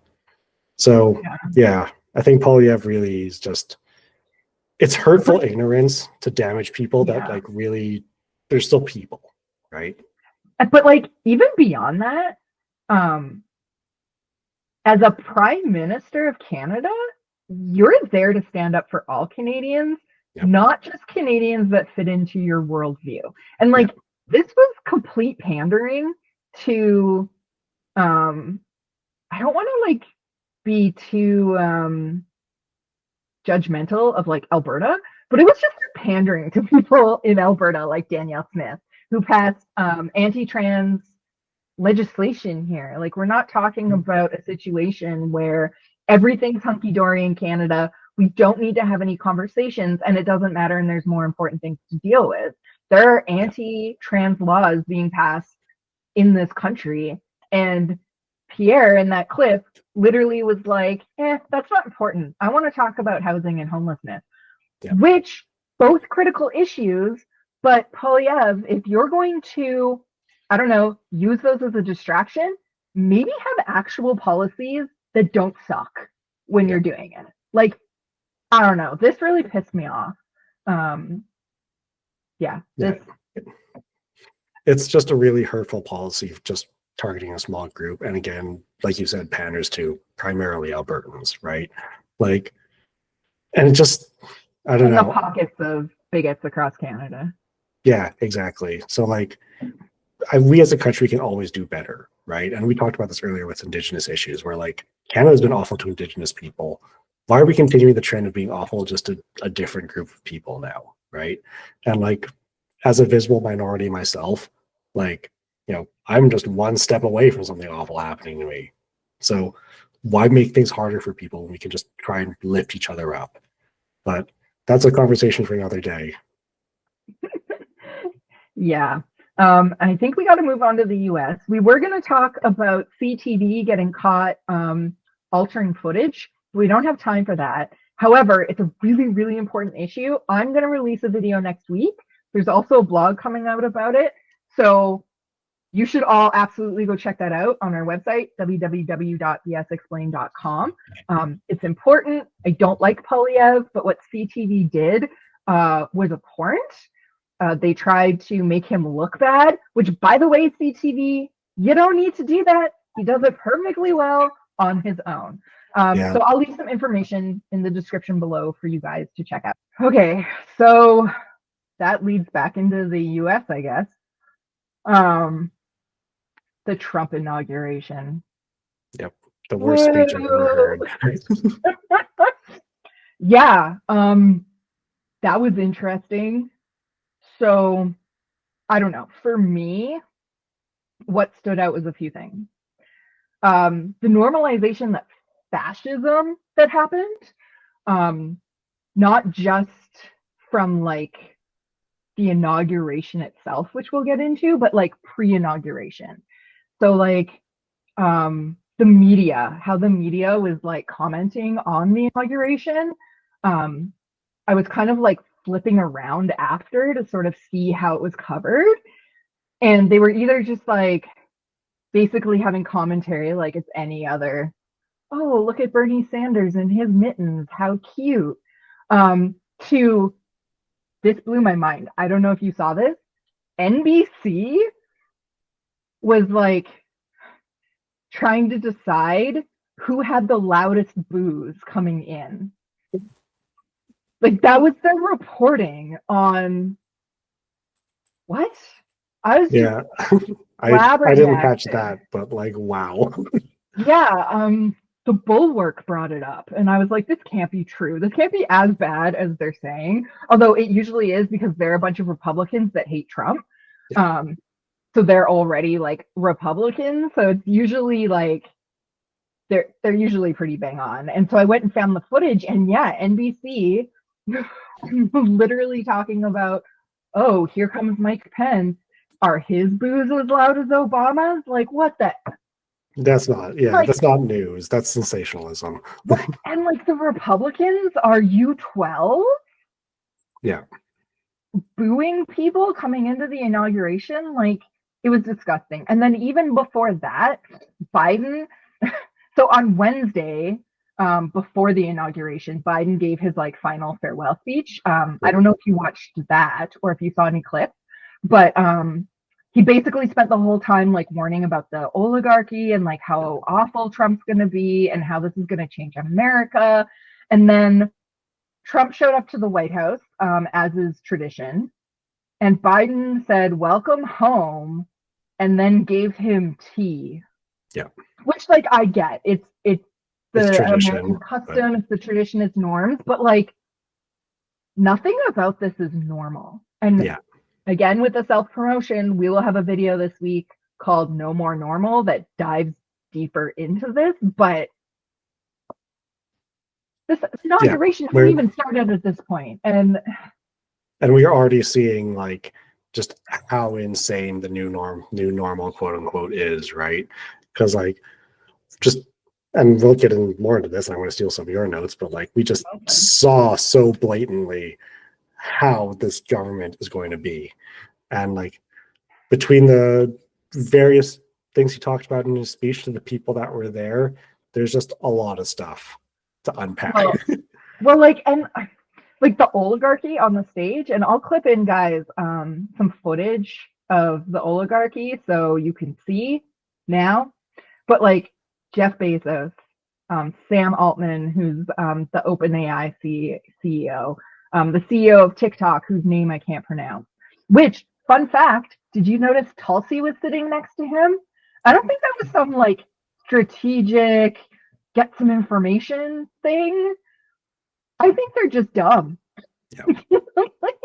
like your next director of national security or whatever it's called, sitting next to the TikTok CEO, which is like literal known Chinese spyware. I was just going to say the CEO of the Chinese spyware app. Yep. Elon Musk, the Google CEO, Mark Zuckerberg. I don't think these were like the working class Americans that people thought Trump were talking about. So nope. I'm not sure, and this could go either way. I'm not sure if Trump flat out lied or if he like actually thinks this is the working class. I mean, okay, so just kind of it can go both ways. Yeah, I mean, knowing Trump, I'm pretty sure it was just a lie, right?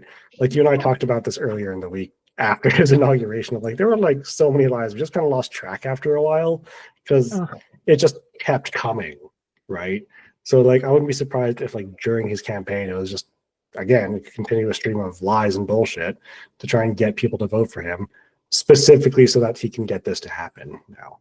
So yeah, let's talk oligarchy, I guess, and what that means for Americans. Well, actually, before we do that, I just want to talk about the MLK stuff because it enraged me, which I guess we'll also get into the breakdown of this, but like, I just wanted to say, like, how effing dare you?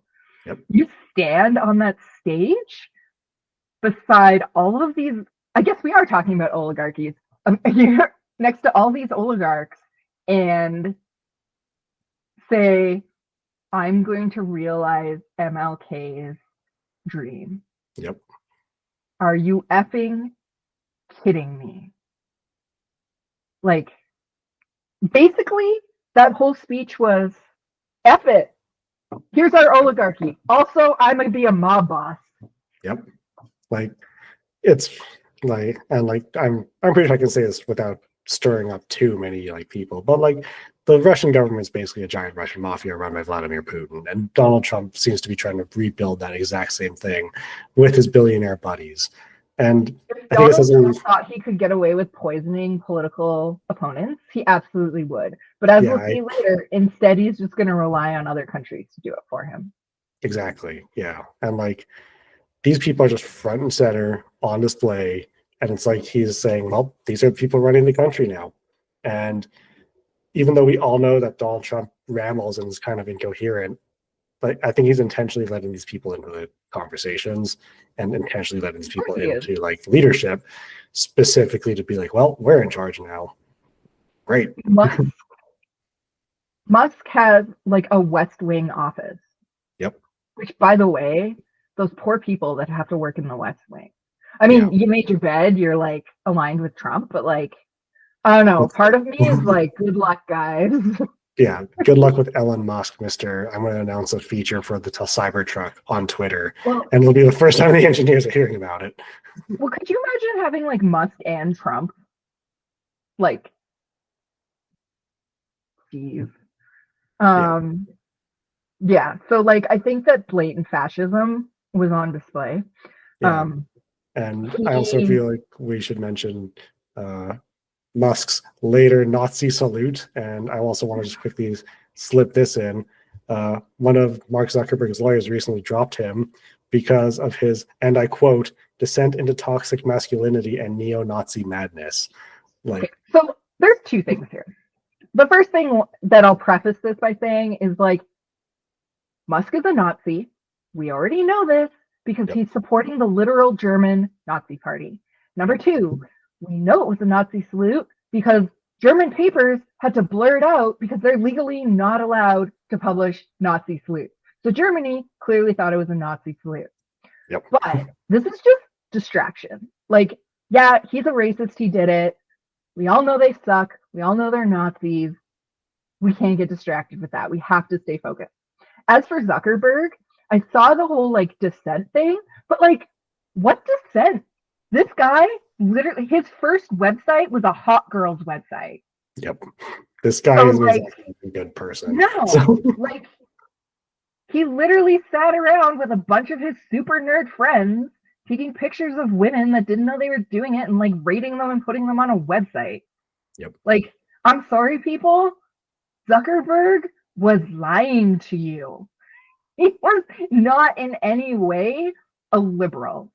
yep, Now he just has a place, which yep. was kind of weird that he didn't do it sooner. Yeah, I definitely thought this kind of thing would have come out sooner, but I'm guessing he was just. I won't say he's not a smart dude. He's a smart dude for playing his cards close to his chest, but now he can let it all out, right? So, Yeah. Mm. Well, and now he's like moving his staff to Texas. yep. Yeah. Anyway, the point is Trump's fashion. Trump is not fashionable. Yeah. Trump's fascism was on display continuously. At one point, did you see this? He, I don't know how much of the inauguration you got through. I watched it all along with his next two speeches, which, by the way, I don't know if you saw there was like the Capital One speech, and then there was the speech he gave on his way to Capital One, like when he left the rotunda, he gave it like right outside there. Pod Save America podcast said that it was basically his drunken commentary on the inauguration speech, which was longer than his actual like Inauguration speech. Yep. And I thought that was like the perfect way to explain that because, and they were, for those of you that don't know, and maybe I don't know if you've seen Pod Save America, but you should totally watch it. They do another one called Pod Save the World that's great. But both of them, or all three of them, worked for like the Obama administration, and they were like speech writers. So a lot of the time they'll give like thoughts on like speeches, and they were saying that like basically Trump must have been told like this is your inauguration speech, like this is what you have to say, because then he left and he was like, here's all the other things that I wanted to say that they like wouldn't let me say. But in any case, like that fascism was just like front and center. Like he talked about surviving the bullet. Did you see that part? Yeah. And about yeah, right? And talking about how he's sure that God saved him so he could make America great again. And like that divine intervention crap is about as evangelical right wing nationalist BS as you can possibly get. Like, thanks, Thomas. How did trying to assassinate a former president of the U.S. go for you? Because it doesn't look like it's going very well for us. You created a martyr. Yeah. I mean, and even if he he didn't even have to die. He didn't even have to die. Yep.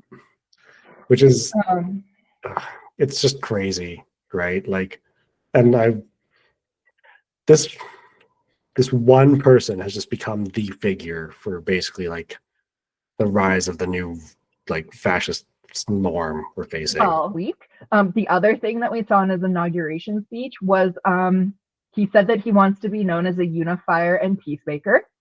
I don't think he knows the definitions of either of those words, because he immediately went on to talk about invading Panama and forcibly taking the canal. Well, he didn't mention Canada in his speech. He sure hasn't been able to shut up about it all week. So I don't know. Thoughts about this imperial ambition?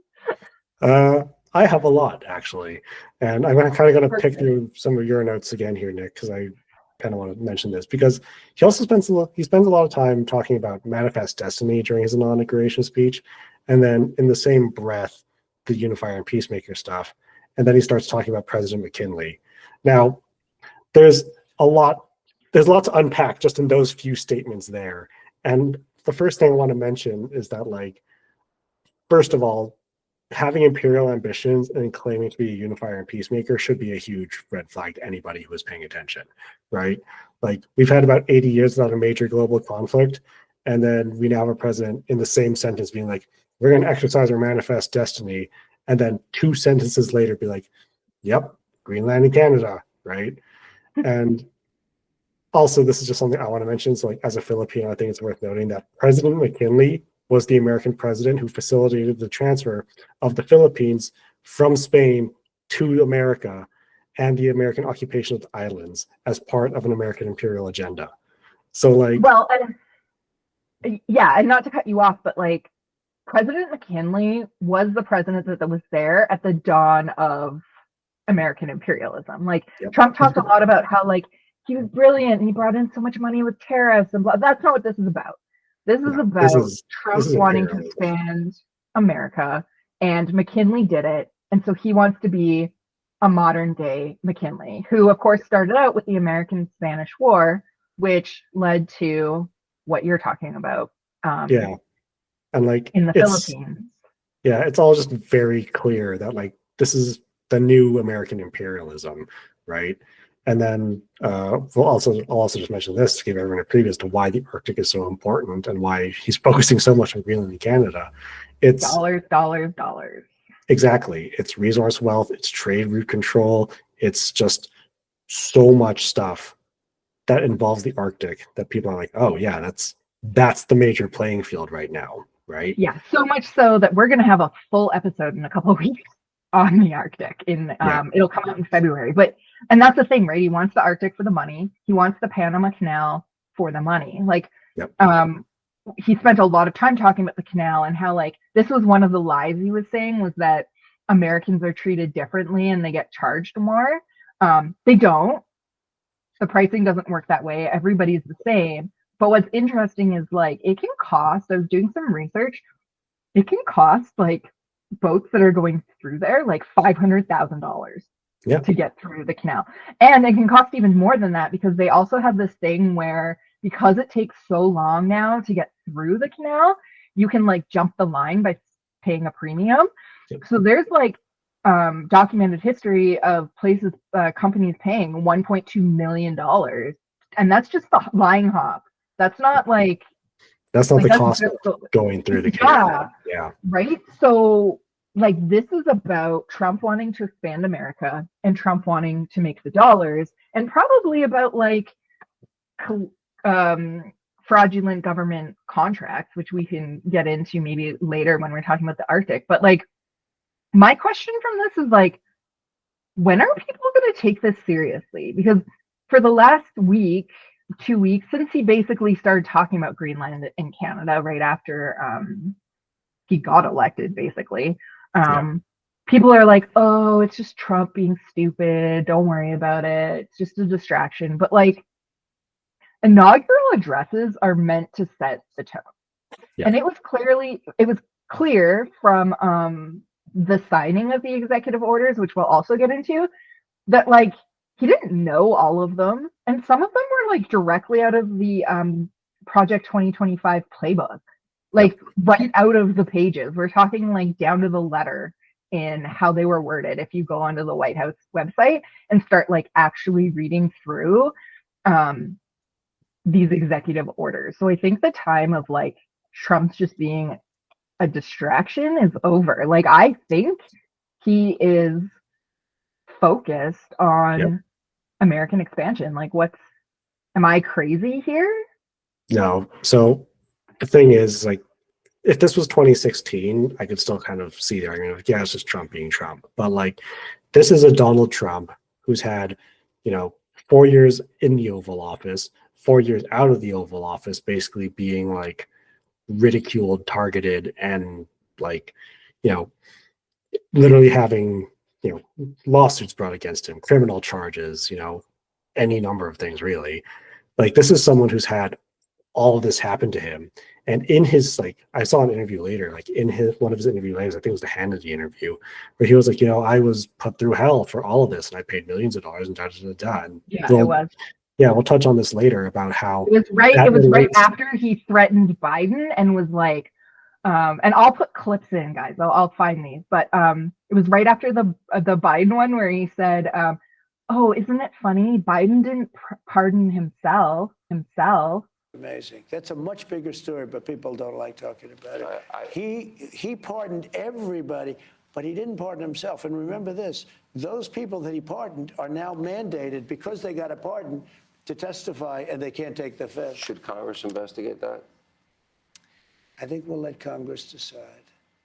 Would you want the Attorney General to investigate it? I was always against that with presidents and Hillary Clinton. I could have had Hillary Clinton a big number done on her. Have you changed your mind? And I didn't want to.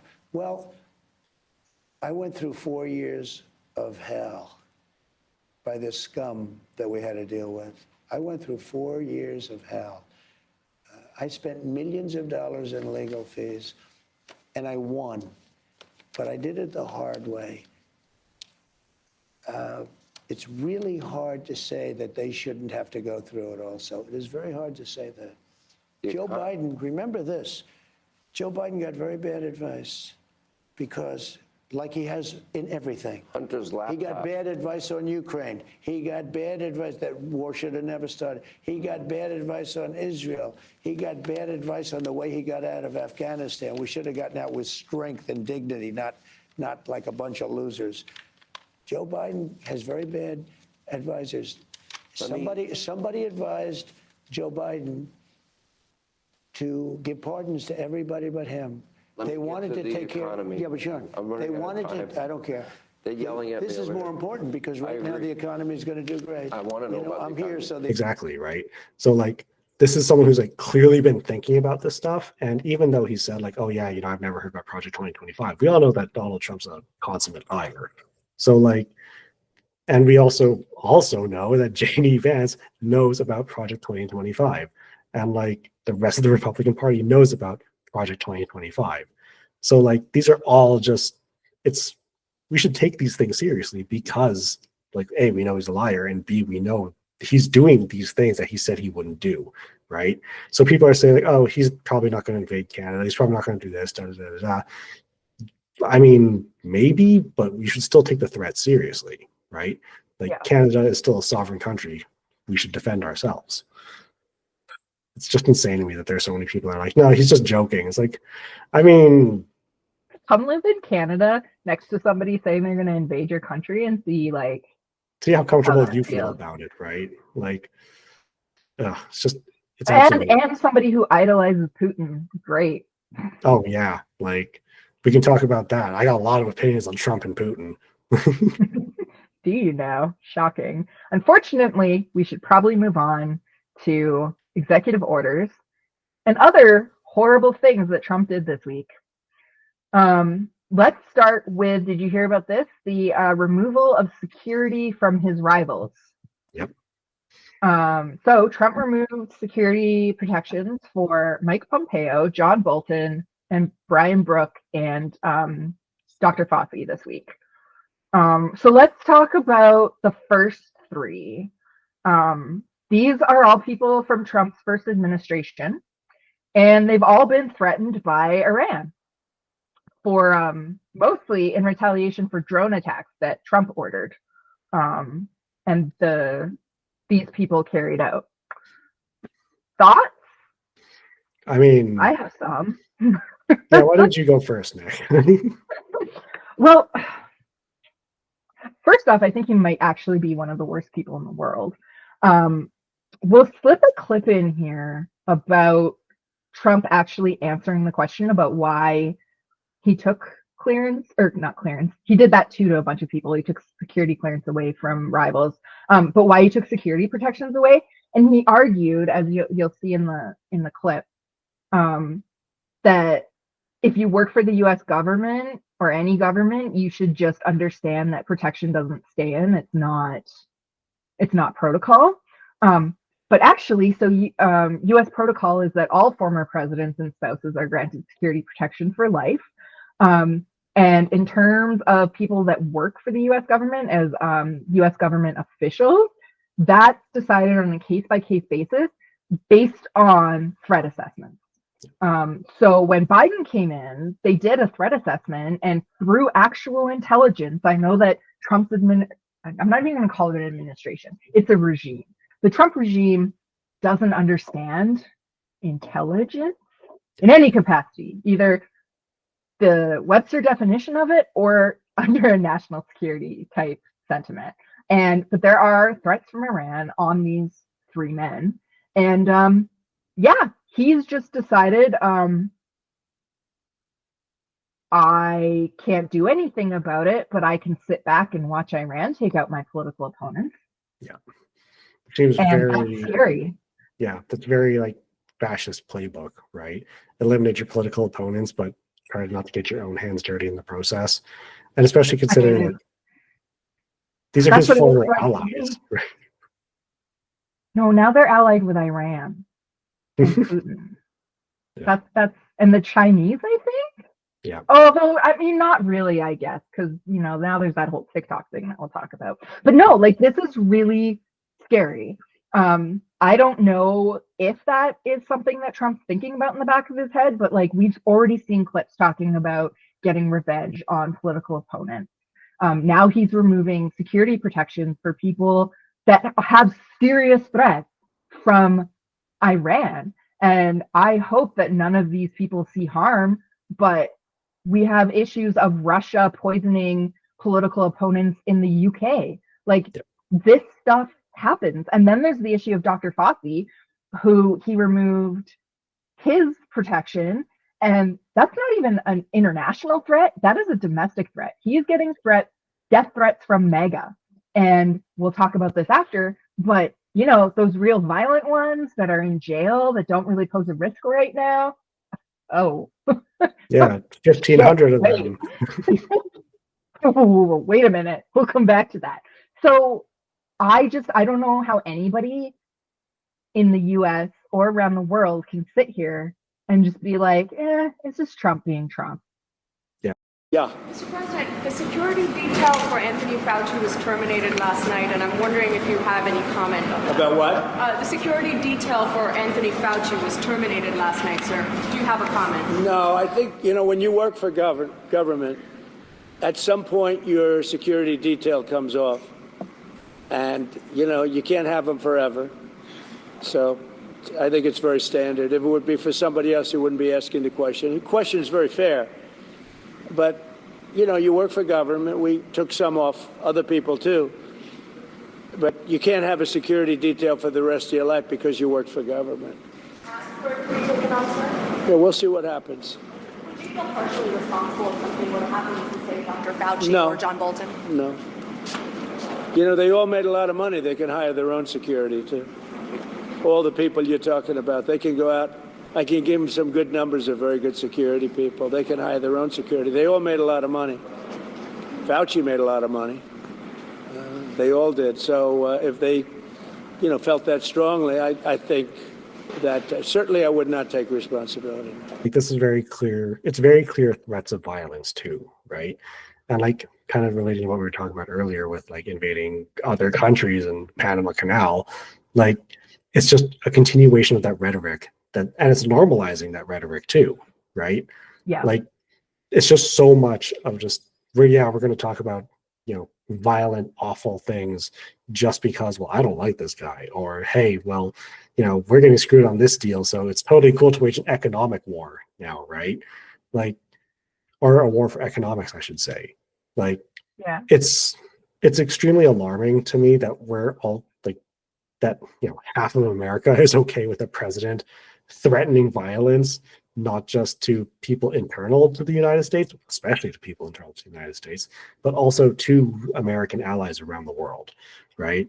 Like we have a lot to worry about, especially again, like we were talking about the signing EOs that were word for word from Project 2025. Like we know exactly where this is going. Yeah. And speaking of those executive orders, let's jump into that. Yep.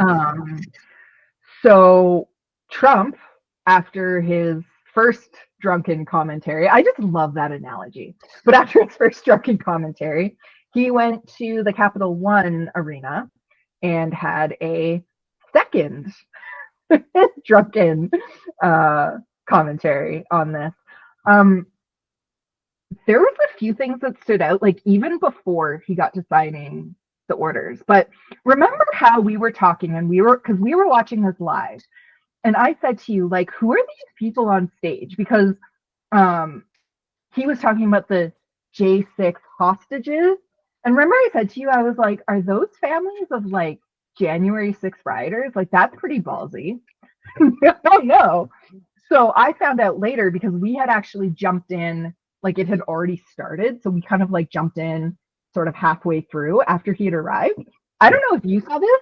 It turns out, while he was talking about the J6 hostages, those people on stage were the families of the Israeli hostages. Oh my God. I didn't know that at all. Not know that. I was like, oh. Yeah, it's so much worse. So he was talking about January 6 hostages on stage, which remember I said to you, like, why does that lady look mad? Because there's that lady like right behind him that just looks super pissed. And I was like, I don't understand what's happening. Yeah. It was because, well, Trump was talking about J6 hostages. She was on stage trying to advocate for her son, Israeli hostages. Who's an Israeli hostage. Oh my God. Unfucking believable. Well, no, it's not because it's Trump. But like, even I was like, are you kidding me right now? Yeah, that can't be any worse of a look. Right? And then people call me crazy for being like, Trump's a problem. So yeah, then we got into the orders he actually signed. So one of the first things he did was eliminate DEI programming. We won't get too far into this. I'll do some writing up on it. They did, interestingly enough, send out an email. I don't know if you saw this week. They sent out an email to government employees saying, if you know of an employee whose job title has switched since we put everyone on leave, make sure you tell us. So they sent out a snitch email. Yeah, so that was a thing. All of the DEI deemed employees are currently on federal paid leave. Trump gave them paid leave. Well, they figure out a way to lay them off. So that was the thing. Trump signed an order to leave the WHO. Rio, I know you researched this week, so tell us about this crap. Yes, I did, because I also wrote a paper on why this is a really bad idea in a different context, but yeah. So he cited the handling of the COVID-19 pandemic and lack of reform and undue political influence as his reasons for leaving the WHO. And really, this is just kind of a dumb choice, because he's saying that America pays more but doesn't have enough influence while China pays less. But if you read just the stats on Wikipedia in 2021, the United States contributed 9.7% of the WHO's operational budget, which amounts to about 800 million, I found out through various news articles and threads on Reddit. Meanwhile, Germany contributed 14.4% of the WHO's full operational budget. And for context, China provided 2.5% of the budget, right? So yes, the United States was paying more, but if you put the influence over the organization aside, the value of the WHO is in data sharing, right? You have basically this giant repository of information that researchers around the world can contribute to. And during the COVID-19 pandemic, China sequenced the COVID-19 virus, shared that information with the World Health Organization, and then the rest of the world was able to start acting on it, right? So leaving the World Health Organization cuts off American researchers from all that resources.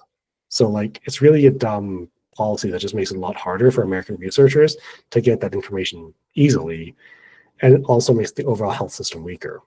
The other part of Well, it, go ahead. and like, not to cut you off, but he's also defunding NIH, which Yep. like on top of that, Yeah. sounds like they're pretty screwed. I hope they don't have another pandemic like bird flu. Yeah, and the other thing too is that like, so not having access to all that information like not only weakens the American health system, it weakens the global health system too, right? Because like now America doesn't have any of those connections to all this data and all this research from around the world, and a lot of times experts come out of the United States. Like they have some of the best schools in the world, and the reason why we have so many smart people in the United States is because of that system, right? So like all of a sudden now the global health system has just basically been dropped down a few pegs because Donald Trump thinks that basically, even though America was already basically dictating the global health system, they weren't dictating it enough, right? And like on the influence peddling side of the argument, like, well, now America has no voice while China has a bigger voice, right? So you're trying to say that like, oh, we don't have enough influence, so we're going to give up all of our influence and then give all of that to other people, right? So it's just really stupid policy. Did you find anything that talked about, and I only asked this because there was some stuff about the Paris climate stuff. Is it like the WHO, because I know it's like an organization, but are there any stipulations around like the leave process? So like, do they have to give, say, 1 year notice, or like pay their fees from that year and then they leave? Or is it just like you give your notice and then it's like 60 days? So from what Not I to could put you tell, on the spot. yeah, it's fine. So from what I can tell, like, and this is just very quick, not thorough research. I didn't read the Constitution with the WHO at all, but it's primarily funded by contributions. Like, yeah, I know, not doing enough, right? But it is financed by contributions, right? So like, you don't have to pay a certain amount and like, you're a member, great. It's your membership's kind of tied to your membership within the UN, more or less. Like most countries in the UN are part of the WHO. Right. And then you contribute to the WHO kind of based on, whatever you feel like is, from what I can tell. I mean, maybe I can read it more, but it is based on contributions. So there's nothing like specifically tying you to continue to give money to the WHO. And the other thing too is that I'm not sure if you saw this, but after he signed that executive order earlier this week, WHO announced that they're freezing all hiring. Like basically, unless they need something, they're not doing anything else. I did see that. You need a new computer. Is it not totally necessary? Great, continue using your crappy old laptop, right? Yeah, which says that it's like, it's more of an instant, like, we're out type thing. Yeah. That's interesting because the Paris Climate Agreement, great segue,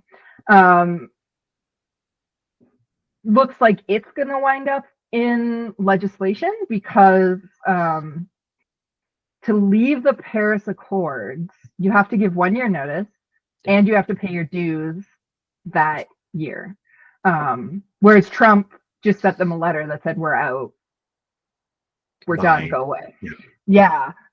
So I'll be watching that one to see what happens with it. But I suspect it's not over and it's going to end up probably in international court.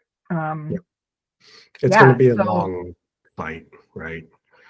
But that seems to be a theme. Seems to be a theme in American politics. So I don't want to talk about this next one. I'm so exhausted already. I know, but January 6th releases. I don't know if there's. So people are acting like they're surprised that Trump has done this. Let's watch a video from Hannity where Trump talks about this, and pay particular attention to the part where he says it's very cumbersome was his exact words, to go through 1,500 files.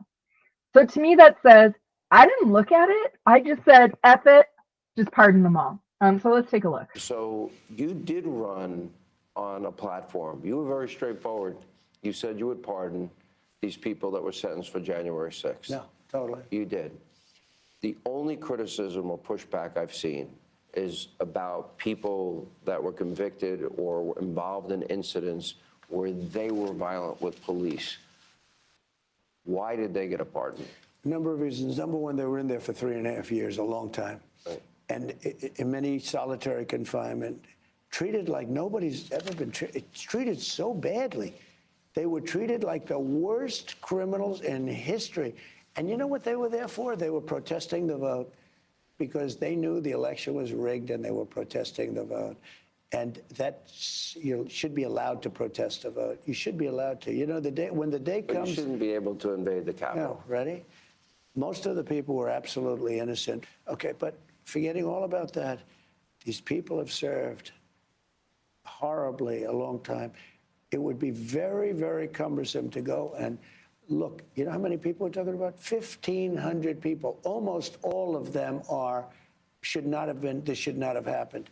And the other thing is this: some of those people with the police, true, but they were very minor incidents. Okay, you know they get built up by that couple of fake guys that are on CNN all the time. Nobody watches. They were very minor incidents, and it was time. You have murderers in Philadelphia. You have murderers in Los Angeles that don't even get any time. They don't even collect them, and they know they're there to be collected. And then they go on television and act holier than thou about this one or that one. You had 1,500 people that suffered. That's a lot of people. You know, they were looking for new people 2 weeks ago. They were looking, wait a minute, they were looking to charge new people. They have a woman who's 76 years old that they said made a statement that was a little bit out of line years after the fact. This was a political hoax. And you know what? Those people, and I'm not saying in every single case, but there was a lot of patriotism with those people, a lot of patriotism. You know, they did a recording, and you know, they asked me if I'd do the voiceover, and I did. Yeah. Do you know it was the #1 selling, whatever you call it nowadays, album, whatever, song? CD? Whatever you call it. You don't know, it changes every year, right? But it was the #1 selling song, #1 on Billboard, #1 on everything for so long. People get it. They wanted to see those people American released. people were aware. You told them what you would do. Well, they voted for Joe me. Biden said he would not do it. Let me move on to the economy. Okay, Rio. Thoughts, feelings, comments. They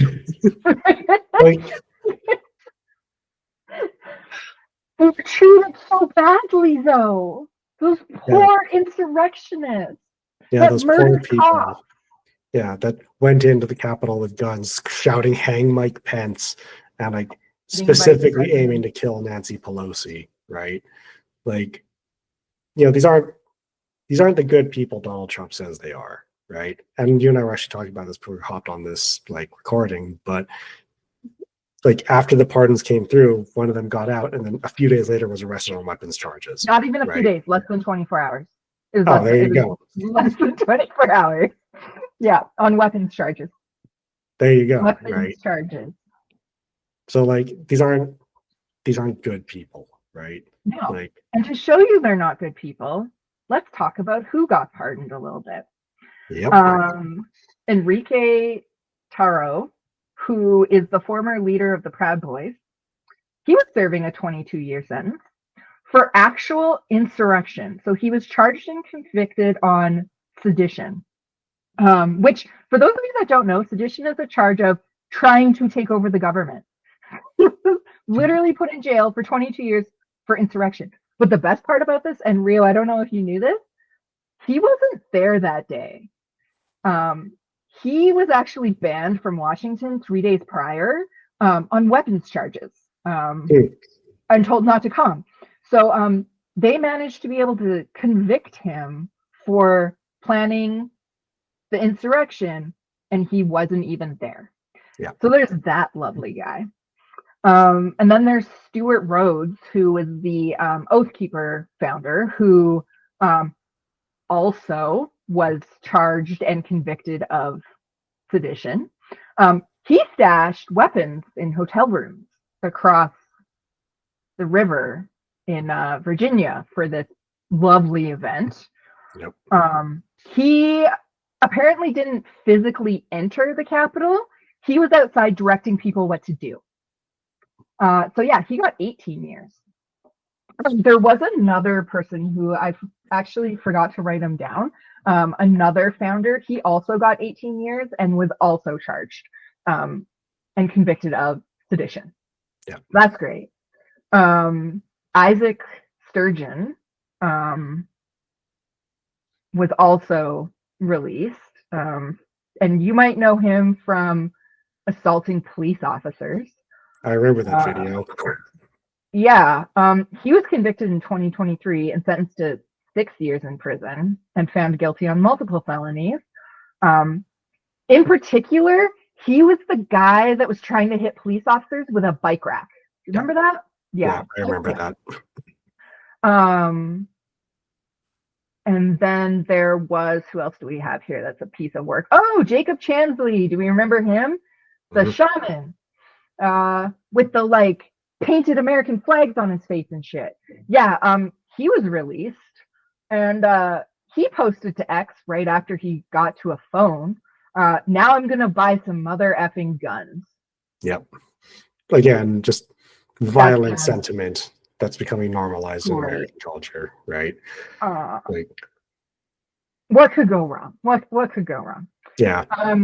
Richard Bennett was released. He was the one that was in Nancy Pelosi's office taking photographs. Yep. Yeah, so just like some of the grossest people, Timothy Kuzalini, I'm not sure, I probably didn't say that right.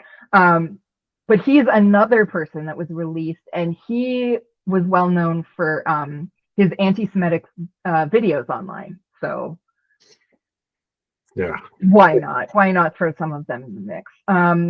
Not only that, so this story actually got more interesting. More insane. The next morning, as I was actually recording a rant about this, Musk tweeted that if any rioters were having difficulty getting out of prison, they were to let him know. Then it appeared, CNN started reporting that Musk dispatched a man named Christopher Stanley, who works for him, to a jail to ensure the release of the Valentine brothers. This seemed to be corroborated when Stanley tweeted out that that was successful. I don't have the exact tweet with me, but it was something to the effect of boots on the ground to ensure the release of the Valentine brothers was successful. So Musk sent an actual goon to a jail. Yeah. Like what we were talking about earlier with like oligarchy turning into a mafia. That's literally it, right? Like that's a pretty clear example of like, yep, I'm going to send my enforcer to do his little thing, and here we are. Well, and then, I don't know if you saw this, after Stanley tweeted that, Musk replied with a heart emoji. Oh, yeah, I saw that. Yep.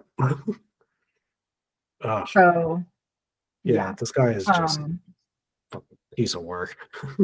It's absolutely insane. And I don't understand how, I don't want to say that I don't understand how Americans aren't rioting right now, but also I kind of don't understand how Americans aren't rioting, other than the fact that Trump would probably shoot them all in the leg. Like his now Secretary of, what was it? It wasn't Secretary of State, Secretary of State, isn't it? Oh, Hegseth is Secretary of Defense? Yeah, Secretary of Defense. So like this is the same, when asked like, well, Donald Trump said you should shoot him in the leg, but the other guy refused the order. And Hegseth was like, well, I'm not going to commit to basically he wasn't going to commit to answering whether or not he'd follow an illegal order or not. And also in the same confirmation hearing, like they asked questions like, well, what about following legal orders to invade allies? Da, da, da, da. And he never said that he never explicitly said he won't follow an illegal order, right? Which, as we'll see, is really interesting later because part of his immigration EOs was enacting the Insurrection Act, which allows the military to be used against American citizens. But we'll get to that. Yeah. So, on all of that note, what's really hilarious is the executive order he signed on not weaponizing the government. Yeah, this is like hot meat kettle, right? But the whole purpose of this executive order is to try and curb what the administration views as misuse of federal institutions for political purposes. And like ostensibly is to try and rebuild trust by making sure that governments are nonpartisan. But on the other side of things, you also had another executive order that basically made a whole bunch of positions within the government direct appointees of the president, right? So how can you have a nonpartisan regime really not weaponized, even though you say you're trying to not weaponize the government, right?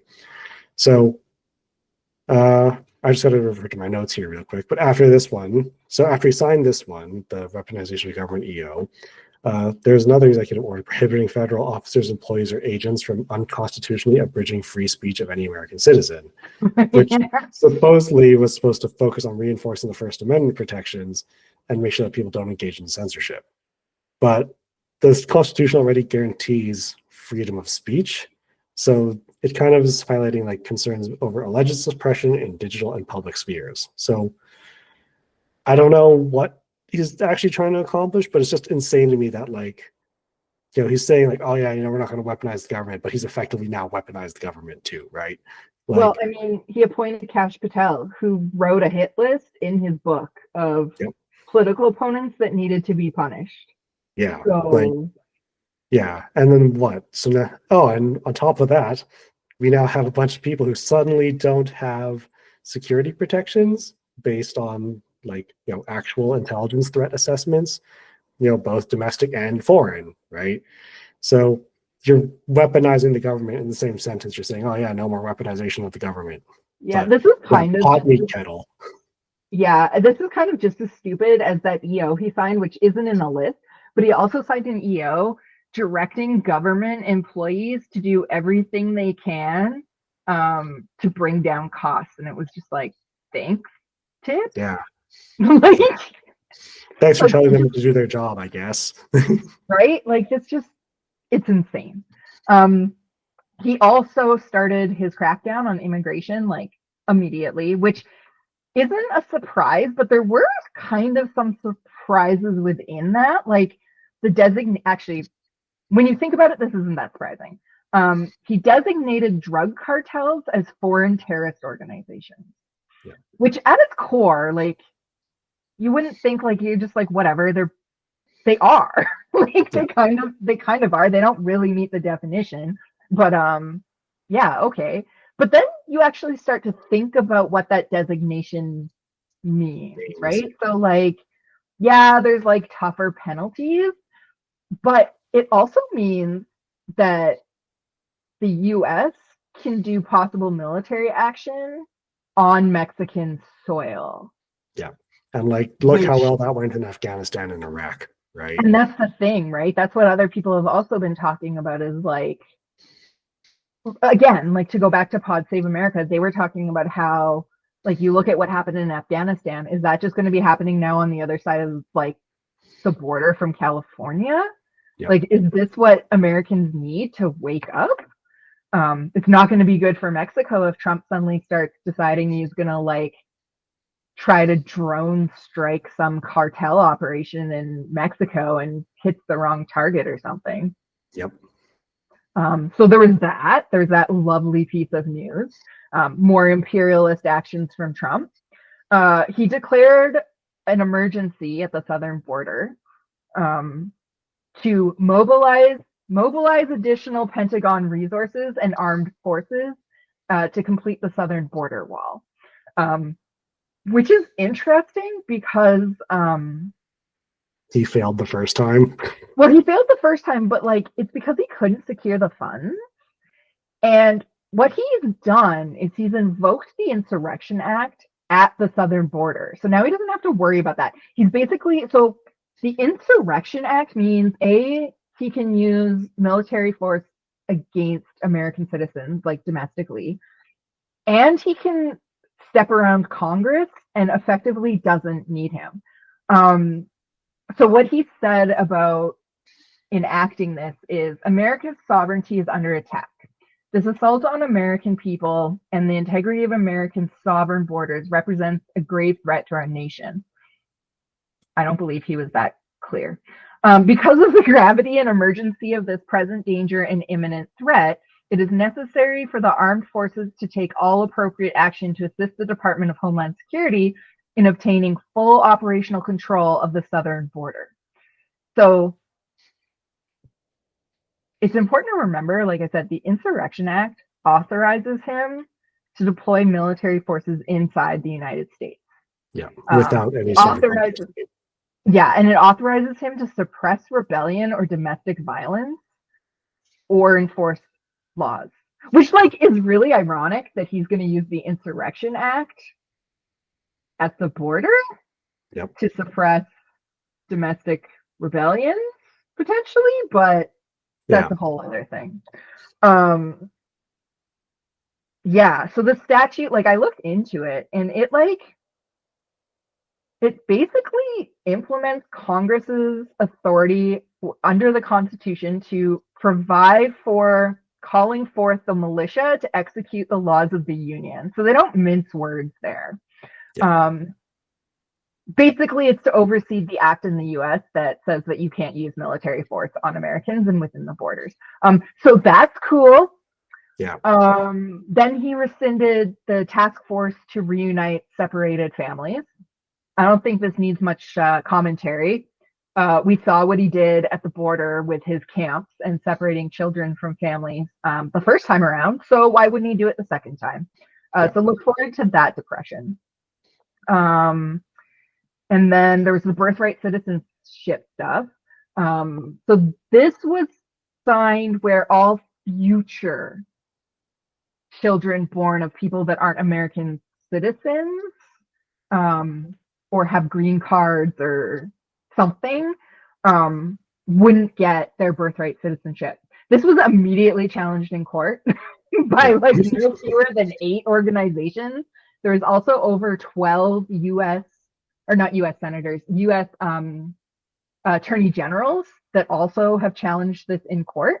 And then on Thursday, it was struck down as what the judge said, blatantly unconstitutional. And it's now going to work its way through the appeals court. This one, nobody seems to think is going to stick. Their 14th Amendment is pretty clear here. If you are a baby born on American soil, regardless of the situation, you are an American citizen. Yeah. See how that plays out. Screw Trump. He's a horrible person. Yeah. Do you have anything you wanted to add to that? Yeah, well, to kind of all of that, like, and again, this is just kind of building on what we were talking about earlier with like the rise of fascism. All of a sudden, being able to use the military on your own citizens, like that should be a huge red flag to anyone, right? But I can't believe that we actually have people that are like, yep, great, not realizing the deeper implication here is that like it's not just at the border, you know that, right? Like it's not that it's there now, but like it's one step away from like, what if there's a riot in LA, right? Yeah. So, well, and history shows us, right? Like we know what appeasing dictators does. Yeah, like we know what it does, and then it just leads to worse situations, right? You literally go back to World War II, and you can see the worst example of it in human history. So yeah, it's crazy to me that we're like, yeah, fascism is back. This is totally fine, and not enough people are like, no, this is a problem. We have to be ready for this, right? It's very depressing. Okay. Yeah, it's sad that this is the state of the world we're in, right? And we get to live next door to it. Yay! Cool. Yeah, I can't wait for Pierre, Poilievre to start doing the same thing here in Canada. That's a whole other conversation. Yep. Doge. Department of Government Efficiency. Which I just want to quickly comment is really stupid that they named it as like after the really dumb cryptocurrency. Like, how blatant could you be about how fucking stupid and corrupt you are? Well, what's really funny about this is, so first it was supposed to be Musk and this other guy running it, whose name escapes me at the moment. But they ran him out, and he's now going to run for governor of Florida because he was like, screw this, I'm gone. So now it's just Musk. But what was interesting is there's two lawsuits filed against this under the Advisory Committee Act because initially Trump said this was going to be like an advisory role where they were going to look at like where could they create government efficiencies. But of course, like the big thing with this is under the their Advisory Act, transparency is a big thing. Like they're subject to their FOIP, freedom of information. They have to be transparent. They have to have like certain membership. Yeah. So the problem is that when Trump signed the order, it turned out what the order actually said was that this was going to be a governmental body. Yeah. So he's trying to use an executive order to sidestep Congress's role in creating new government departments, yeah. which is quite interesting. And in turn,